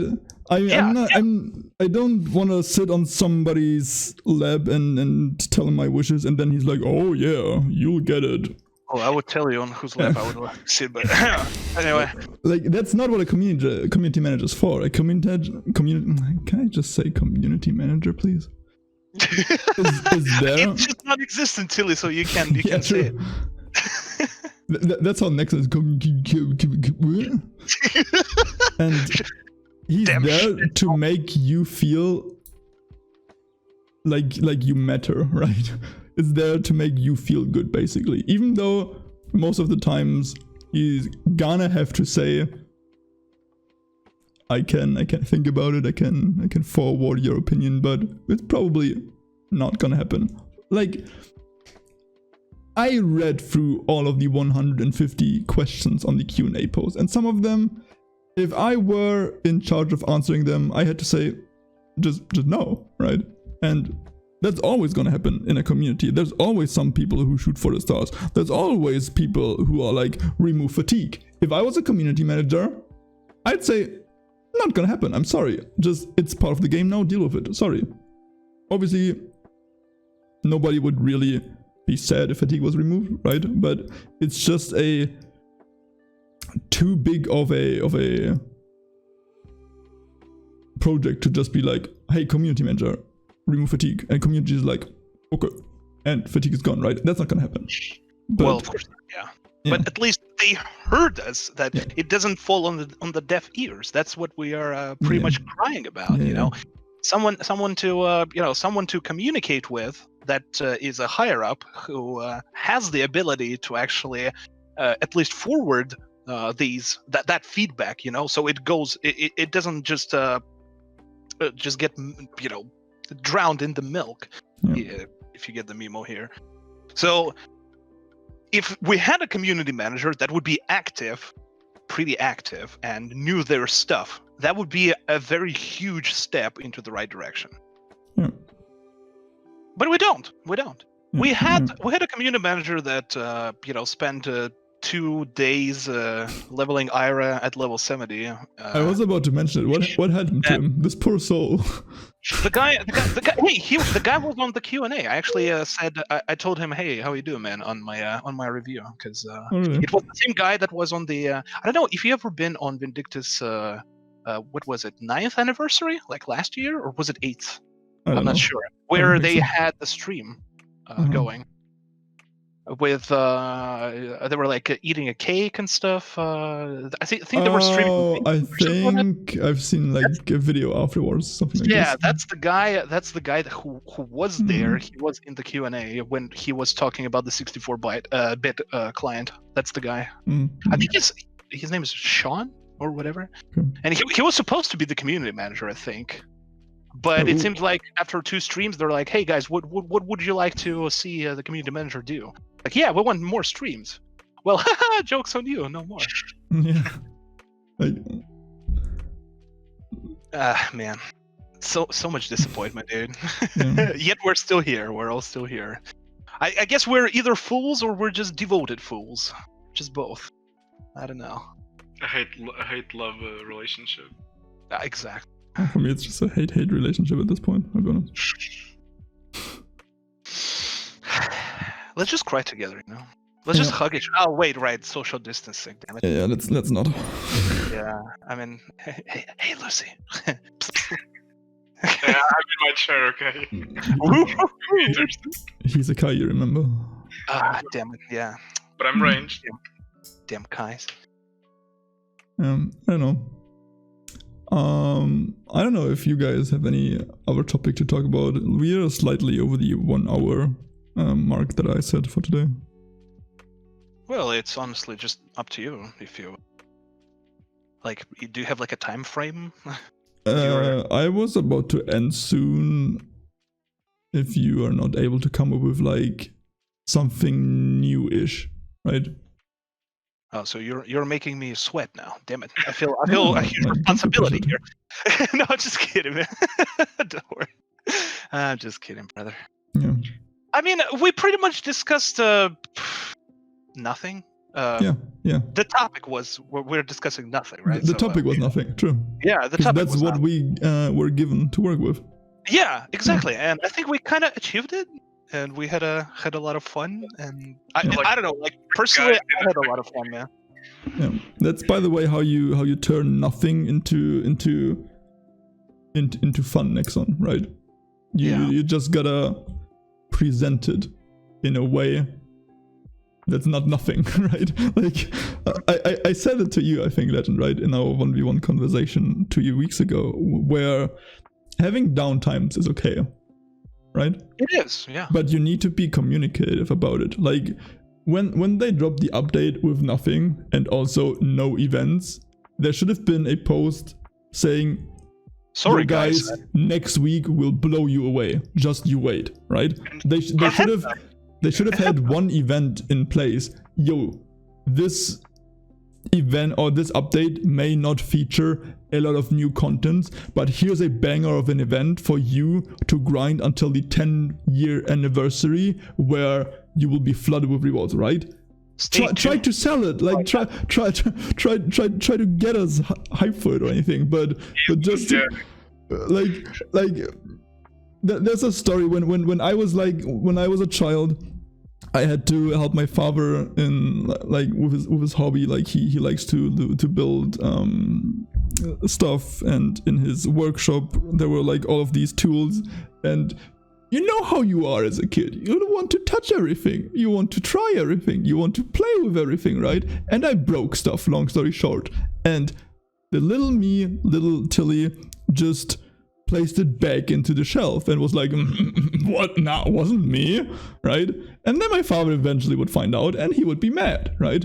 And the moral of the story is, like, don't be silent about your mistakes, right? Like, that's a weird moral, but you get the point, right? If you fucked up, like, just at least tell us. Be communicative. If you have something awesome to share it. If you don't have something awesome to share right now, like, try to please us in another way. Try to tell us, yeah, might not be looking too hot right now, but right, I know. I get it. I got the belt. I actually almost got the black belt, but that's a different story.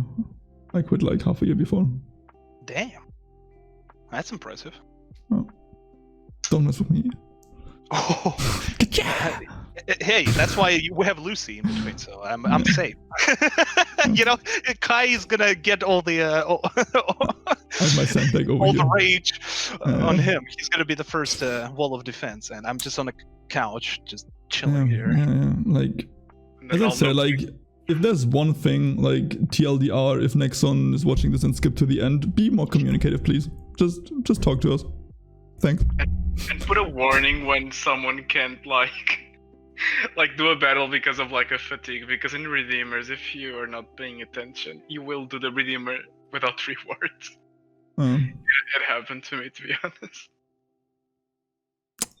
Just be more communicative. Like, yeah, I agree. I'll be honest with you. What rewards? I'm sorry, I had to say it. What rewards? The level 80 accessory on 3 stars. Like, I don't see no rewards in Redeemers. I'm sorry. This I was year's okay, yeah. Grade 2 shards when Bridget came out. I was like, okay, so this is like, you know, the new Redeemer. The rewards will be better. No. Enjoy your pair of bowls, which is called black pearl earrings. They kind of look like. I'm sorry. Yeah, that's what that's how I feel when I get them. It's like a slapped in the face, you know. Like it's been how long? 9 months? She was released in February, I think, right? And that's when we had the race. Yep. I still have not finished my Bridget. You wanna know how high I am? Take a guess. I don't know, 60%? Yeah. Damn, I'm actually on 60%, yeah. Wow. Got him. I'm on 60. It takes you 6 months. It's been 9 months, right? So even if I finished today, I would have skipped like what? 3. I would have only done 2 out of 3, right? But I'm only 2/3 there. Like it will take me another 3 months if I start doing them right now. It will take me like a year to finish it because I don't see no reason. It's not fun for me to do it because I'm not getting rewarded. Yeah, okay, the stats, I get it. Calm down. The stats are a thing. Okay, cool. I'm missing out on 200 ALR. I get it. But apart from that, the long-term reward is there in terms of you get the stats. Cool. But the short-term, here, have something, is non-existent, right? I finished Bridget a couple of months ago and never returned back, to be honest. I just don't enjoy that fight at all.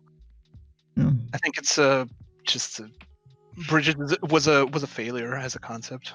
It could be better, I would say. Yeah. But it's just me, I guess. I still don't enjoy Bridget. I still think that Valor is the best Redeemer ever. Valor is the best, yeah. Okay. Yeah. I don't know what's worse, if it's like the fact that we don't really get like that good of a reward by doing, for example, Bridget, like a hard Redeemer in theory, or the fact that we still get the same rewards if you do the Hell mode of Name and Valor, and you get like a better gold reward but it's really not worth it.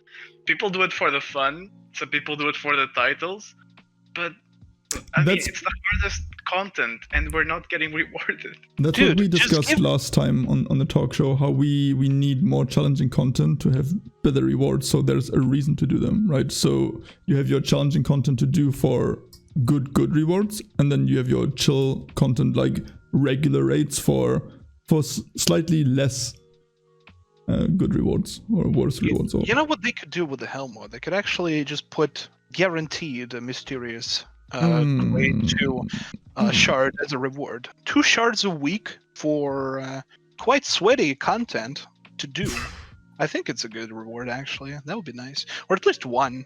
I don't know. Maybe get like a mysterious shards shard, and then with 2 of them you can make 1.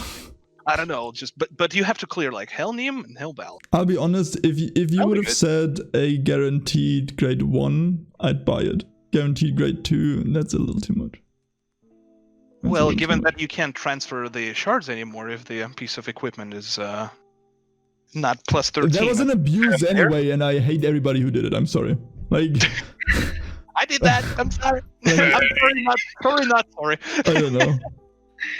It's not your fault because, again, Nexons is the one to be blamed because they let their game being abused. But hey, I don't know. Hey, you used to not have to actually use Unbinds. Like before, like way in the back. Like when I remember because there was like a guy that was always doing that, and I even actually sold some of my bound mists way back in the day. He was just like filling a weapon with everyone's mists, and you would just like kind of, you know, like basically get free money from bound stuff. And yeah, that's how he did it, and you didn't need Unbind back in the day. Yeah, it was easier.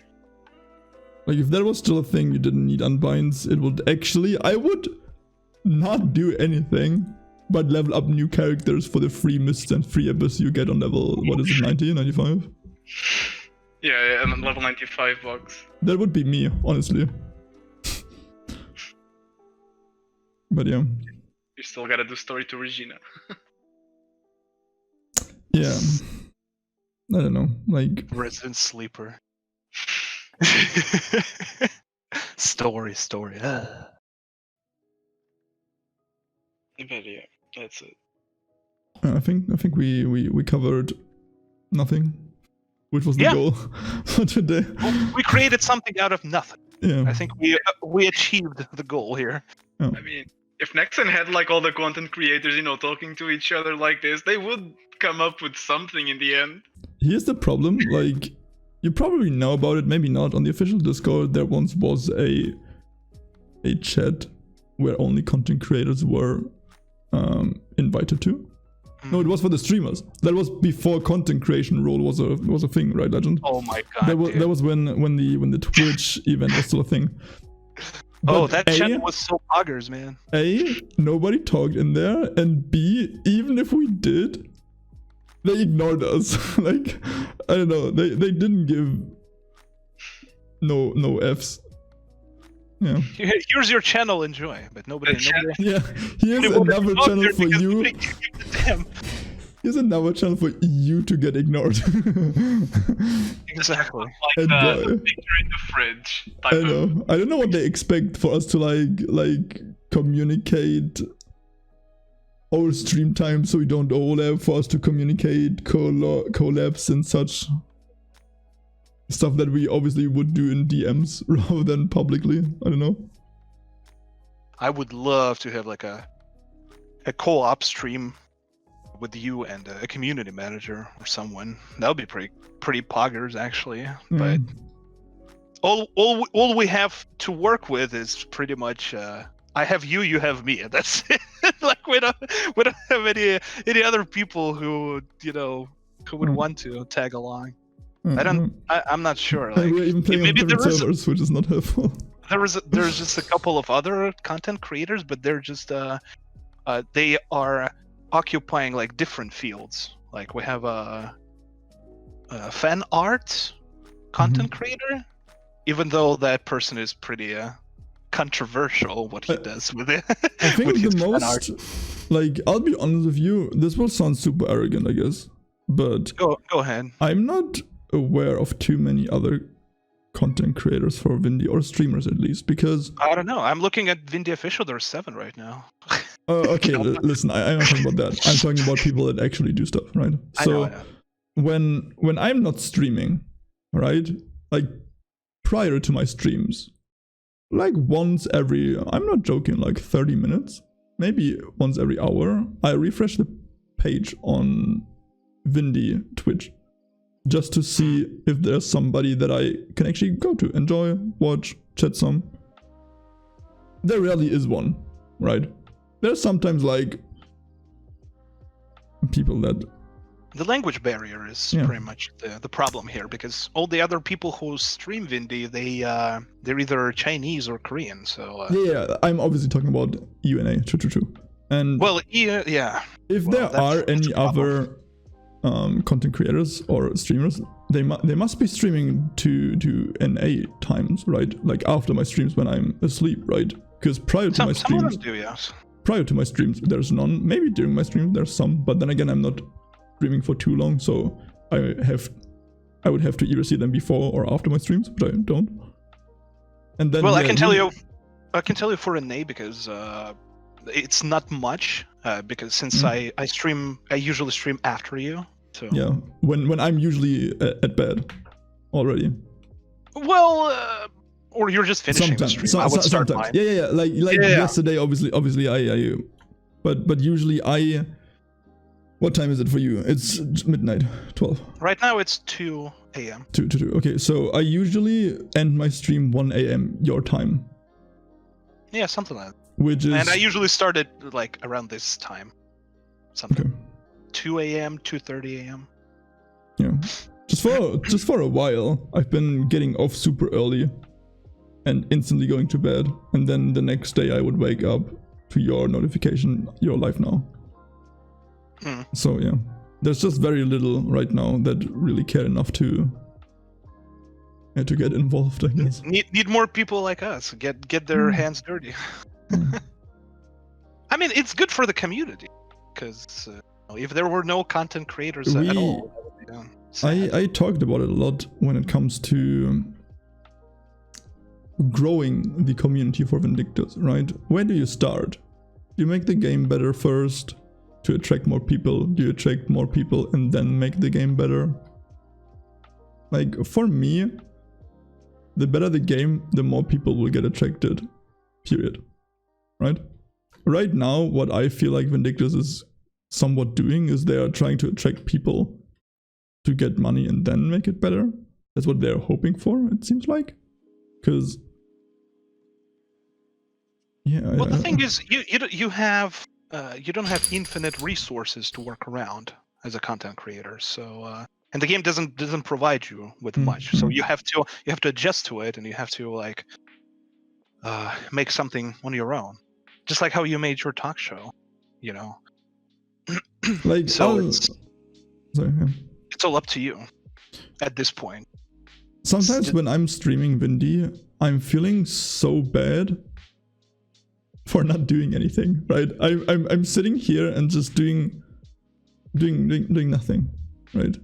Like, whenever I watch other streams of other games and they do like some fun stuff, they do like some weird challenges, they play the game slightly different, they, you know, do something with the game, and then I'm sitting here and I'm trying to come up with ideas for me to do on stream that people would enjoy watching and I would enjoy doing. Well, I'm the same way, pretty much. You're not alone on that, man. The last thing I was able to come up with, I don't know if you were there, but it was the Iron Man challenge. I think I kind of peeked into it. I'm not sure. Yeah. I think I was still sick when you did that, so I wasn't like around much. Where I geared my second Arisha with +8 Armageddon gear and tried to clear Donegal dungeons. Because I don't know what you want me to do, Nexon. I don't know. Well, I mean, that's how you create content. I mean, that's how I have been running with Genie. We were running the blindfolded redeemers and stuff. You just have to. It's just, you know, at some point the ideas run out because the game doesn't provide you with much. So you have to. It's like I want to say a double whammy here. So of course it gets harder through times, but we still do that. You're still here. I'm still here.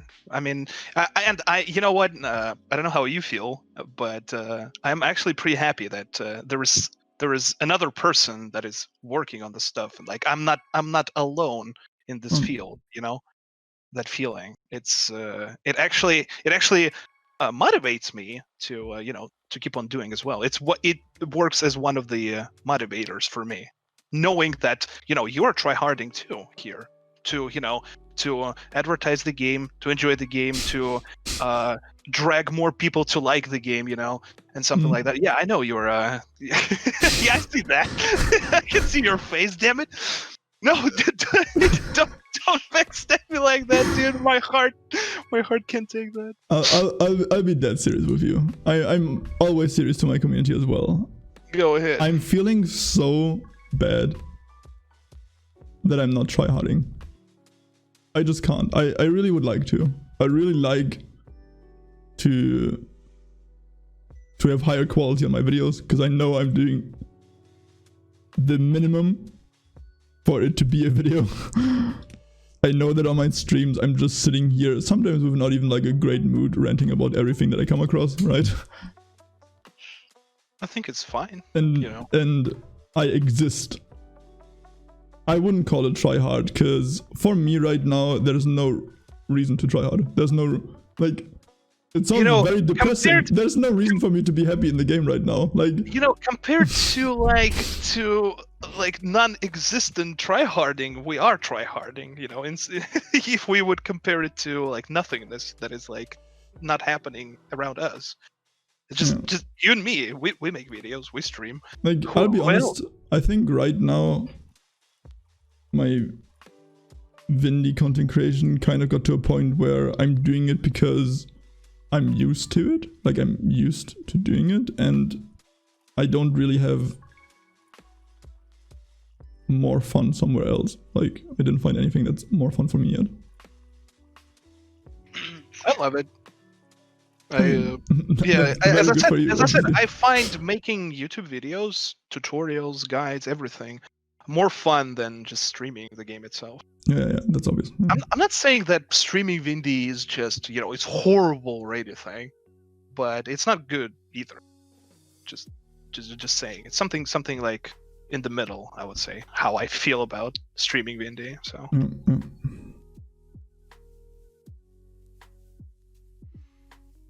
Yeah, how you feel about it, Lucy? Start streaming, dude. I'd really like actually to have more people doing content, because it's so hard sometimes. You want to see something specific, and there's just like not that happening, For example, it's gonna be a bit weird, but I'm like, I want to see a Crossgun doing Hellnim, and at least on YouTube I don't see, and I have like only one video of a Korean dude doing Baller. You're trying to, okay, I play this character, I want to see my character doing this content in this way. And if it was any other game that was actually popular, you would have like, 1,000 videos of that. But no, it's like, and you kind of already know what kind of videos you have on about Vindictus. You already know that it's from that guy, it's from that guy, there's from this class. It's really this short content that you just, I would like to have more, but I mean, you can always be the first one actually to if you don't see any Crossgun Hell videos, you can make one on your own. Like, why not? Yeah, but I get what he's saying. Like, well, yeah, I get it too. Sometimes it's not about there being one. Sometimes like you just want to see how our people do it. Also because you want to learn, Yeah, I mostly watch Vindictus content on YouTube. Sometimes it's just for the laugh, but most of the times it's like, what can I improve? Where should I be? Because it's not like we all have the chance to have like a role model to guide us. And you always want to learn, you always want to improve if possible. So when you don't have that, it's like you only have yourself to teach yourself. Yeah, it's a weird comparison, but take a look at League of Legends, how on YouTube exactly you have the will pro. find a one trick for every champion out there. I'm pretty sure there's like 150 champions almost nowadays. I'm pretty sure there's a one trick for all of them out there creating content that you're able to watch, almost, right? Something like this. There's not for every weapon in Vindictus a content creator out there trying to teach you, trying to show you how it's done. Mostly, like, let's be honest, it's the same classes usually, right? There's a lot of Velos out there because it's just what you do when you want to solo. There's a lot of like actually Orishas. But yeah, for example, I myself would love to diversify my content away from not just Arisha. I love Arisha. She's the best character by far. Like, don't even at me. But I wouldn't mind playing other characters on stream or on videos, showcasing them and stuff like that, if there was a reasonable way of doing so. Like, you know how long it takes to gear them up to a point where they can do serious stuff. Talking about, I don't know, soloing Baylor, right? How long does it take me right now to get the gear on a character that I don't know to clear solo Baylor? Actually, does it take long? I don't even know. A trial sample, like for a limited time you would like to have a character fully geared to try it out. And that's I think the lowest I ever went was 38 additional. Pretty much like 3,800 additional Valor solo, but that took like 57 minutes. Yeah, that was a pain in the butt, man. but I was pretty proud of it. You probably have to be like balance cap, crit cap, high attack speed, stuff like that, right? Yeah, kinda. Yeah. So for a new character, like if I were to create a character right now that I have no idea how to play, how long would it take me to solo a Baylor? Maybe a month. A while. How long would it take me to clear Baylor solo on, I don't know, my Vela, which I'm just leveling right now, if I was able to use, I don't know, let's say my Orisha's armor, right? Not as long. Spoiler alert. Because AD, crit, I have all of the sets basically. I just need the knowledge of the character. Which Well, you don't. I think you don't even really need the knowledge of a character. Then It's more of the you're already- boss. Yeah, the boss. which You're I familiar already with have. Valor. You know all his patterns pretty much because you did it like thousands of times. Which is why I would be able to, do other content, because it's the game that I'm playing. Speaking of the content, and since you mentioned the videos, can I actually ask you what about the you were planning a video? I think. Hmm. Do you still do on roasting Vindy? Yeah. I'm gathering ideas right now. I want to make sure to. All right, I'll make sure to like that. Yeah. Like I usually don't do it. You know me. I don't do sellouts. I don't do shoutouts. I True. don't advertise much. But I will spam it everywhere. I will tell everybody to like it. I will tell everybody to comment on it. I need everybody's support because I think that's like one of the more serious That's attempts the way. to get them to listen. Because it's a serious topic. That's the way. Yeah. It's crazy I'm the same how way. on the update video that we did, right? I just yesterday checked the comments on it after leaving it for like almost 2 weeks. I was blown away by how many negative comments there were. Like, not, yo bro, your video is trash, but more so like agreeing on what I said. Sucks, yeah. And Nexon seriously is not doing, like, when I'm sitting here in my bubble, baby raging about everything I come across, I mean it, right? But I sometimes don't take it serious, right? I mean, I hate Kaya, right? I can say it, but do I really mean it? Yes, I do. Not kidding. But do I really mean it? Like, not really, right? But by now it's just a meme that's funny on stream, or that I use, right? That's just character by now. But when I actually saw other people being the same way, I'm like, wait, it's not just me memeing by now. It's like actually a problem. It's actually that many people. Damn. That was like so shocking to me. That was like, I was sad to see actually how this many people are just this frustrated with the game. And let's be honest, there's always people frustrated with the game, right? But if you have 50 people sending negative feedback in World of Warcraft, they don't give no beeps. Like, they have thousands of people playing the game. If 50 don't like it, who cares, right? But if 50 people in Vindy don't like the game, well, that's half of your player base. You out of luck. Like, I don't know. Yeah. That really was a almost wake-up call to... I mean, even when they used to make the posts on Facebook that I really just stopped reading. But I do remember every time they would make a post on Facebook and it would be the comments, like nothing to do with the topic itself. They would just say, "Vid is still open, like what is this?" Yeah. And I'm like, why do you have your like in here if you just want to say that basically you don't play the game and people are playing the game? I like that every single goddamn Facebook post, you open up the comments, the first thing is IP block remove when and the console port. Yeah, the console. I'm like, bro, what the fuck, man? Just play the game on PC. Jeez. It's literally the same thing. Well, IP block is still a thing. That's annoying. They skipped that question, by the way. The IP block was the question Q&A.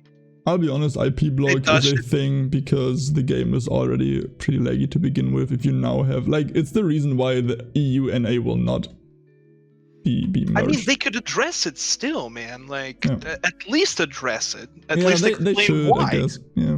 Why should we just sit here and think like, oh, maybe it's because it's laggy, or maybe because they don't like Russians, or something like that.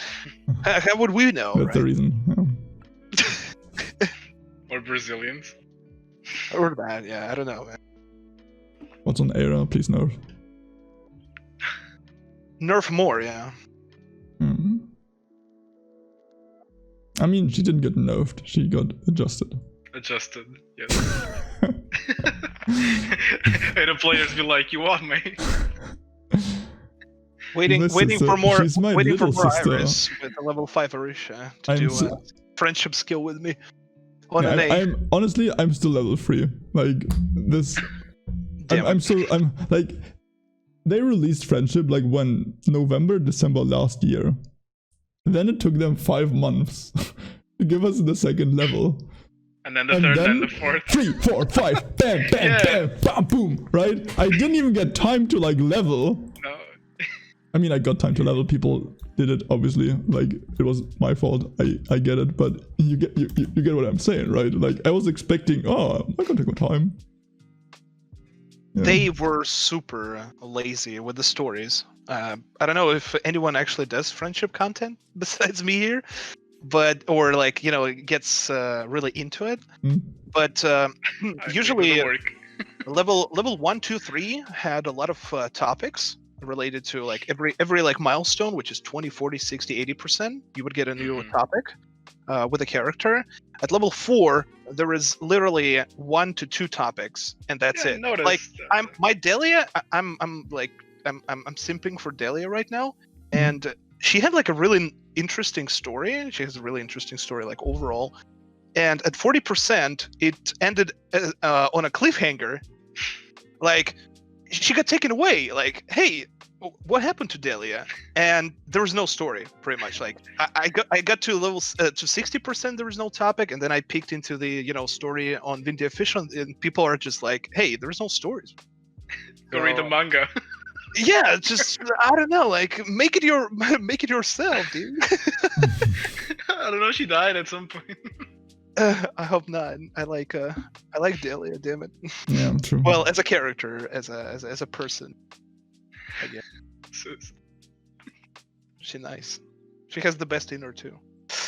Okay, I think you were AFK when I asked the question to Lucy, right? I sent you like some topics today, and Yeah. the last one, it was very specific. If you prepared something, I would at least like to like talk about it and honor it. If not, that's fine. But I basically sent you the question: why is this not part of the game? The not being in quotation or like in brackets. So why is it part of the game, or why is it not part of the game? Is there something that you thought about? Oh right, yeah, I wanted to actually, but I think Lucy answered that question. Mhm. No, I was there. I think Lucy did. I didn't. Okay. Yeah. I was talking about you, Legend. Yeah. Well, you might think I'm kind of weird, but to say it, but I would love more interactions between characters, like Mhm. maybe like dances, like like I don't know, Ira and Arisha dance with each other, have like a specific dance or something like that. That would be pretty cool, or some I don't know, like high fives with each other. Yeah. That would be pretty cool. Like some extra emotes, I would say. That would be nice. I know it's kind of like the game is in a state of shiitake mushrooms right now, and I'm talking about emotes. But since that's the question, right? Yeah. I think it would be nice to have these kind of interactions between the characters. As a more customization would be awesome. More social interaction then, I guess. Social Yeah, like interaction. giving Yeah, us like, the feeling of a MMO bag, I guess, right? I don't know what you're talking about. You mean like instead of just spamming F2, right? Like or I don't know, F7, like hello. I don't want to want to plus hello or something. We could actually have like more like more phrases, more words, more like you could like select, put like a hi, put something. We are getting Customize. I don't know if you've seen, if you followed along Korea, there's gonna be like new emotes. Like basically the emotes you'll be able to have as a pop-up above your head. Oh, inside in like content, a yeah. really big thinking bubble, which like Yeah. it looks They cute. actually had these. They actually are in, I think, already on NA and in NA and EU clients, because if you did the Gremlin Bizarre journey, when you stun them, they actually have these. Really, I'll be honest, I haven't done the dungeon once. Yeah, you And I haven't? will No. not. Yeah, people were mad about it big time. Oh really? I had so many people asking me like, "Hey, how do you make 5 juices, dude? I only take 2." It happened to like people would get to the boss, to the end boss, Mhm. and they tried to kill them with the bombs. I'm like, "Yo, Yeah, it's just you were- first time. you were pretty hardcore, damn it." Jeez. Mm. But yeah. Aside from that, aside from the emotes, what I would love to see in the game, more customization, of course. Mhm. And it would be awesome to have something similar to, even though they will never do that, similar to transmog, what they have in WoW. Whenever you acquire a piece of equipment, it just saves, and you can actually change it whenever you want, instead of these fusion runes. But it makes them money, right? Because they're in the gacha, because they're in the web shop. So the fusion runes are a thing. They're gonna just, since it's a free-to-play game, the web shop is something they need to make money on, right? That's their main source of income. So it's not gonna happen. But it would be nice to have that. Just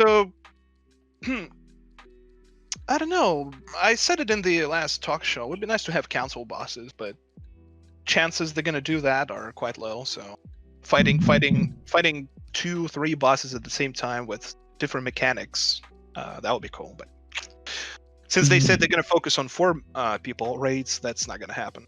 Pretty much. You know, when I came up with this question of why is this part of the game, I was leveling my Vela yesterday, and I don't know how much you know about Vela, but she has a skill that when you activate, the entire party receives like, I don't know, like on level 1 it's 50 attack. Berserk or something. 50 attack. I mean, that's level 1, right? On max level it might be like 200, who knows? But next, and why is it part of the game? Why do you have attack limits? But there's a skill that increases attack. Like, that doesn't make sense to me at all. Well, like, I know at least one instance where it was useful and it was legit pre-rise. use. Let me see if it was. No. the same. Actually, post-rise, when Hell mode was introduced. Yeah. and people Exactly, were for still- dual players. Yeah, because people were still undercapped, and some of them actually would meet the cap. They would get lands in the Hell mode parties, and they would buff them for the attack, so they could at least, they deal more damage. Yeah. And that's I think that's how at least the first clear ever on an 8, like a legit one, not the one that was cheated, happened. I think they had or maybe they didn't. I'm not sure. Yeah. I don't think they had a land though. Damn it. But True. I remember that people used to. Vela does the buff as well. Like, you don't need a LAN. Yeah. So you have plenty of Velas in all of your Hellbalers. But I get where you're going with this. Yeah. Why is it still there? It is like- silly because my example is also his example. It's the only case that I ever needed or that I've seen people needing that. Yeah. Well, I mean, hey, Poggers. Poggers in the chat. It at least happened. It was at least somewhat helpful. So Like, Finally happened. you would look at my example and be like, that's irrelevant, right? To me, why I mention it, it's these little things that you notice while playing the game, which feel weird, which feel out of place, which to me give me the impressions they don't know about their game. Like, why again, back to the question, why does the skill exist nowadays? Like, there's literally no reason to it. Like, yeah, there's one occasion where Hell was released, but they themselves said releasing Hell before Astera was a mistake and they will never do such a thing again. So that basically also means the skill will never be used again. Would you want to rework it maybe? Would you want to like change it so it gives AD, which, yeah, would be maybe crazy, but pre-rise getting more attack was also good, right? So it would be nice if we had some extra buffs too. yeah, Just attack for other characters. like too. I myself, I would love to have like straight supporters in the game, because I'm a supporting player. Like, what can I say? I'm a Mercy main. I play support in League for like 8 years now. That's just what I do. But I see like how support as well. It would be nice to have I don't know, just HPS instead of DPS, like ranking too. So you get your loot. So you heal 10% of the damage. So you get your loot. I see how it doesn't fit into their concept of the game. So I'm not gonna bother them with my great idea, right? But I don't know. That's what I mean, we're still talking like out of blue. Would be nice to have still. So I think it's pretty good and worth mentioning still that. To have something new, something new to the game, that would be good. I don't know. Actually, I think we skipped one of the main questions, one of the main topics that you sent us. Overall state of the game. I think like everything we talked about is like the overall state of the game. Yeah, it makes a picture. It's like how was it in the? Have you guys watched Taxi? I don't remember which one though. Was it Taxi 2 or Taxi 3, where in the police he's like, "Where was I? We're in." Yeah, we're in. Yeah, that's where we are right now. We are in garbage. We're in trash. Since I started playing the game like 7 years ago, the first thing that I ever heard people say is this game is dead. So I'm just assuming that the game came out, the game was already dead, and it's been dead for 10 years, but people still play it. So World of Warcraft is dead if you believe the internet. Like, people have been saying that ever since TBC on WoW. WoW is dead. Yeah, right. people are saying Vindictus is pay to win. Like we would need to take a definition of what is pay to win, to be honest. Here's my definition. No, it's just people are to five heads for that who think that Vindy is pay to win.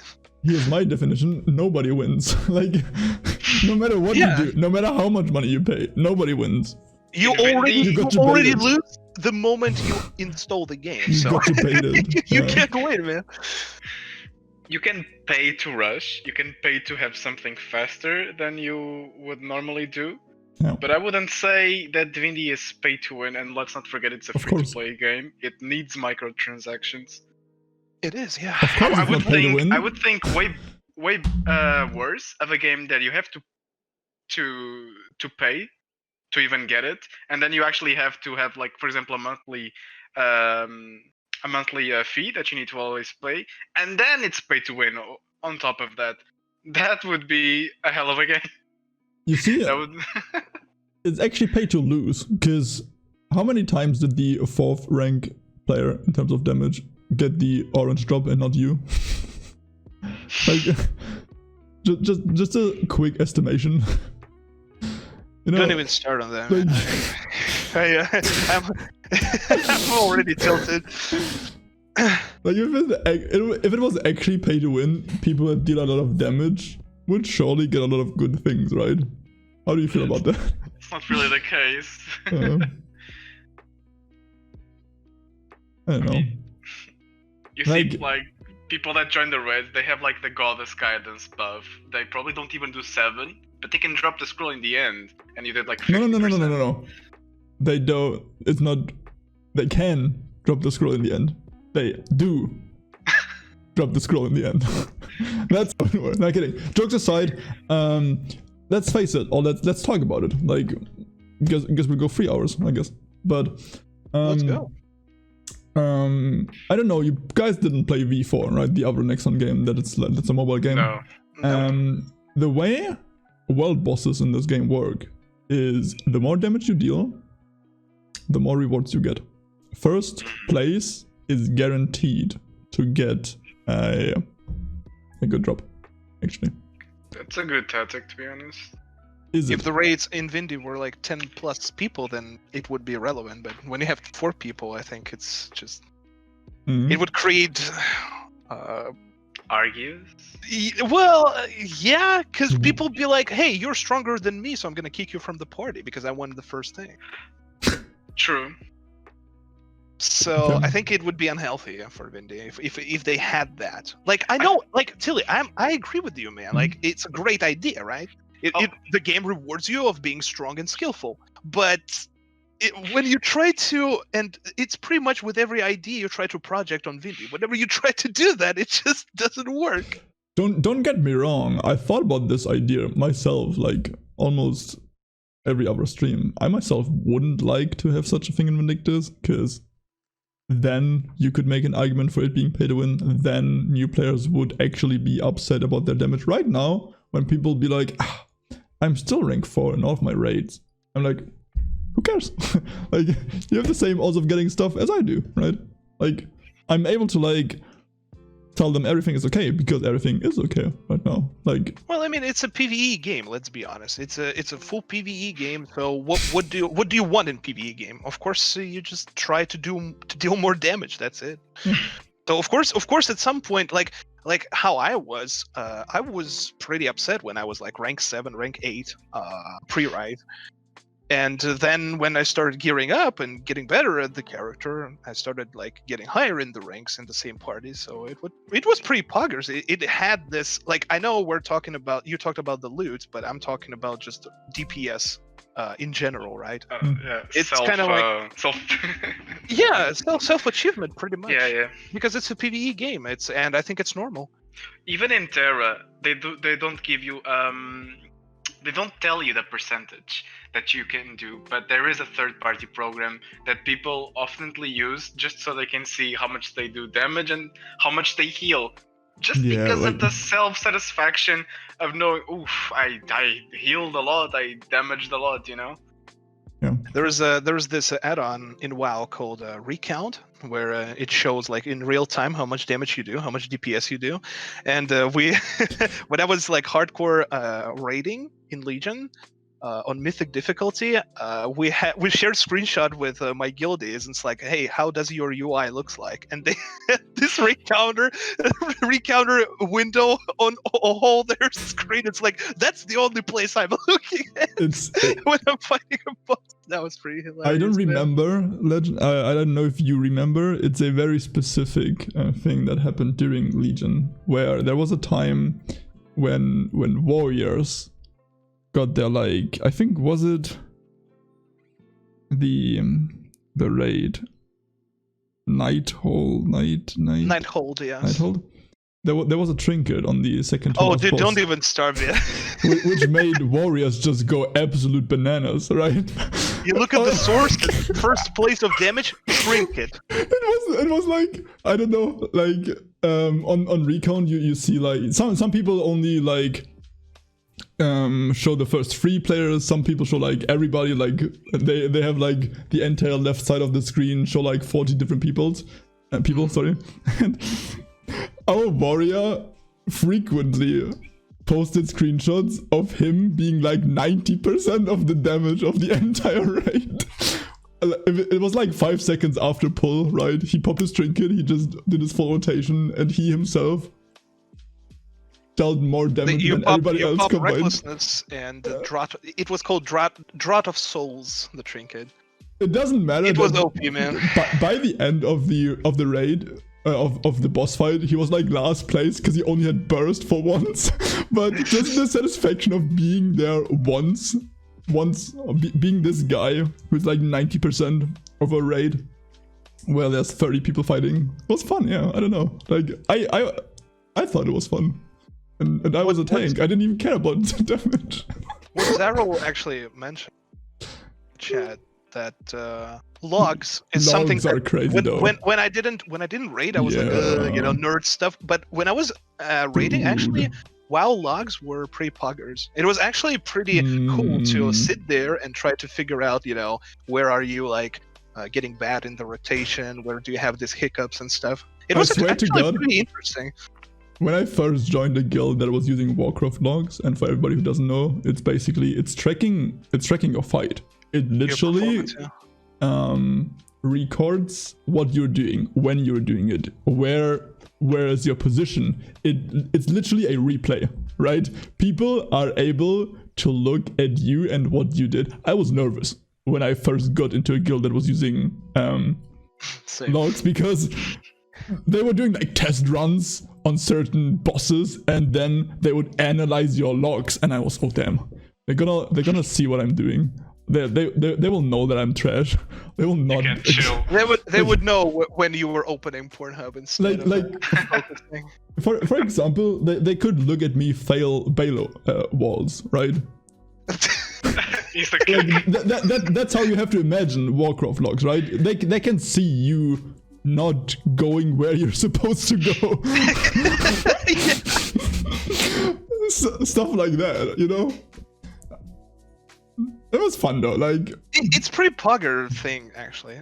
Warcraft logs when you're like seriously raiding. I think it's a very interesting. It really allows you to play your class better, to know to pinpoint your mistakes. Like what do you do in every single encounter? That's I awesome. think hardcore raiding is unmatched in World of Warcraft. Or World of Warcraft is unmatched. I don't know about Final Fantasy, how the capabilities are there, but like out of all the MMOs that I played, if you get into it, it's like it's awesome, man. Like you really start to enjoy it. Like you're constantly improving, constantly, and What you we're have talking about now, like-minded. Wow, like yeah. you have like-minded people as well, because maybe you're not the only mage in the raid, so you're like communicating and trying to help each other. It's like it creates that so many like social stuff, extra content that you get yourself into. You help people that It's are the amazing. same class as you. Yeah, we don't have that here pretty much. When I was playing rogue and I had other rogues in the party, I was giving them false tips on how to play the class. So I'm better than them. I have a video guide for the Risha on YouTube, right? Yeah. And I have people coming to me and they ask like, so how do I deal DPS with the Risha? Like how am I supposed to explain it to you without seeing like give me a footage? Like what are you doing? So I know like what are you doing wrong? Yeah, But some people are like, hey, just tell me, what am I supposed to do? I can't do that.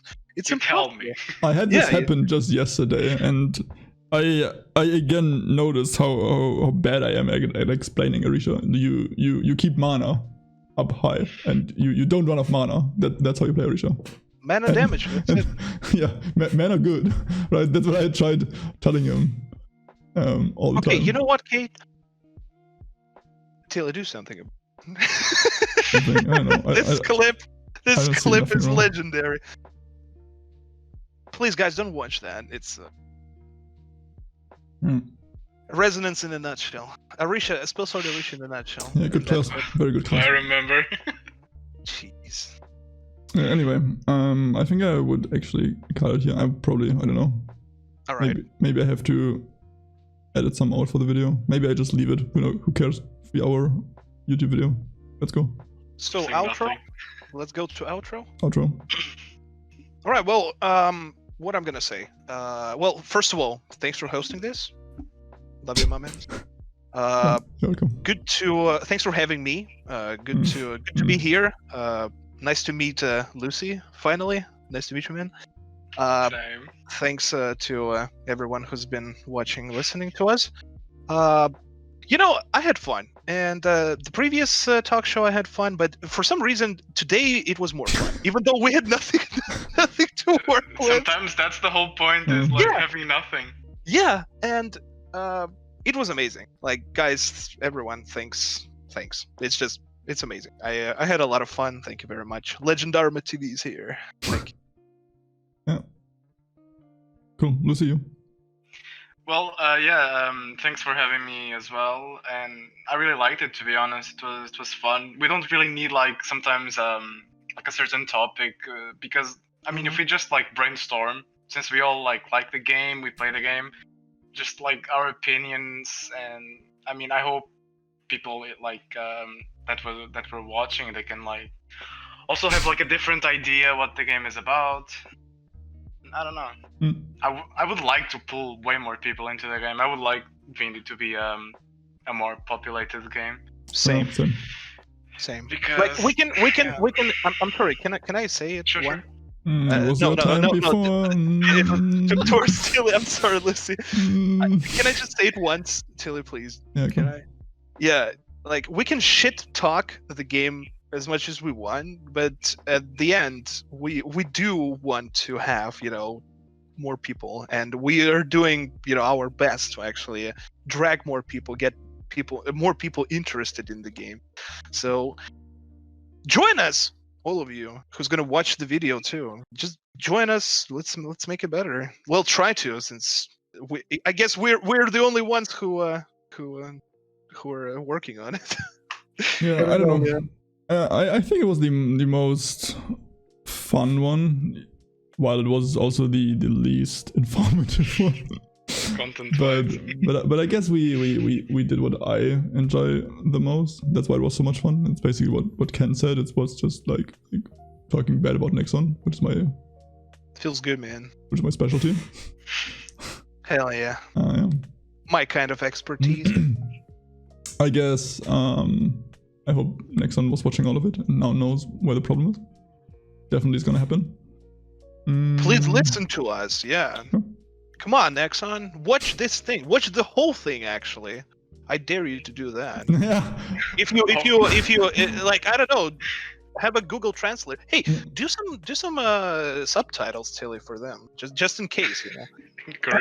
Korean subtitles. Okay. Yeah, exactly. I'm gonna spam my 20 Korean swear words.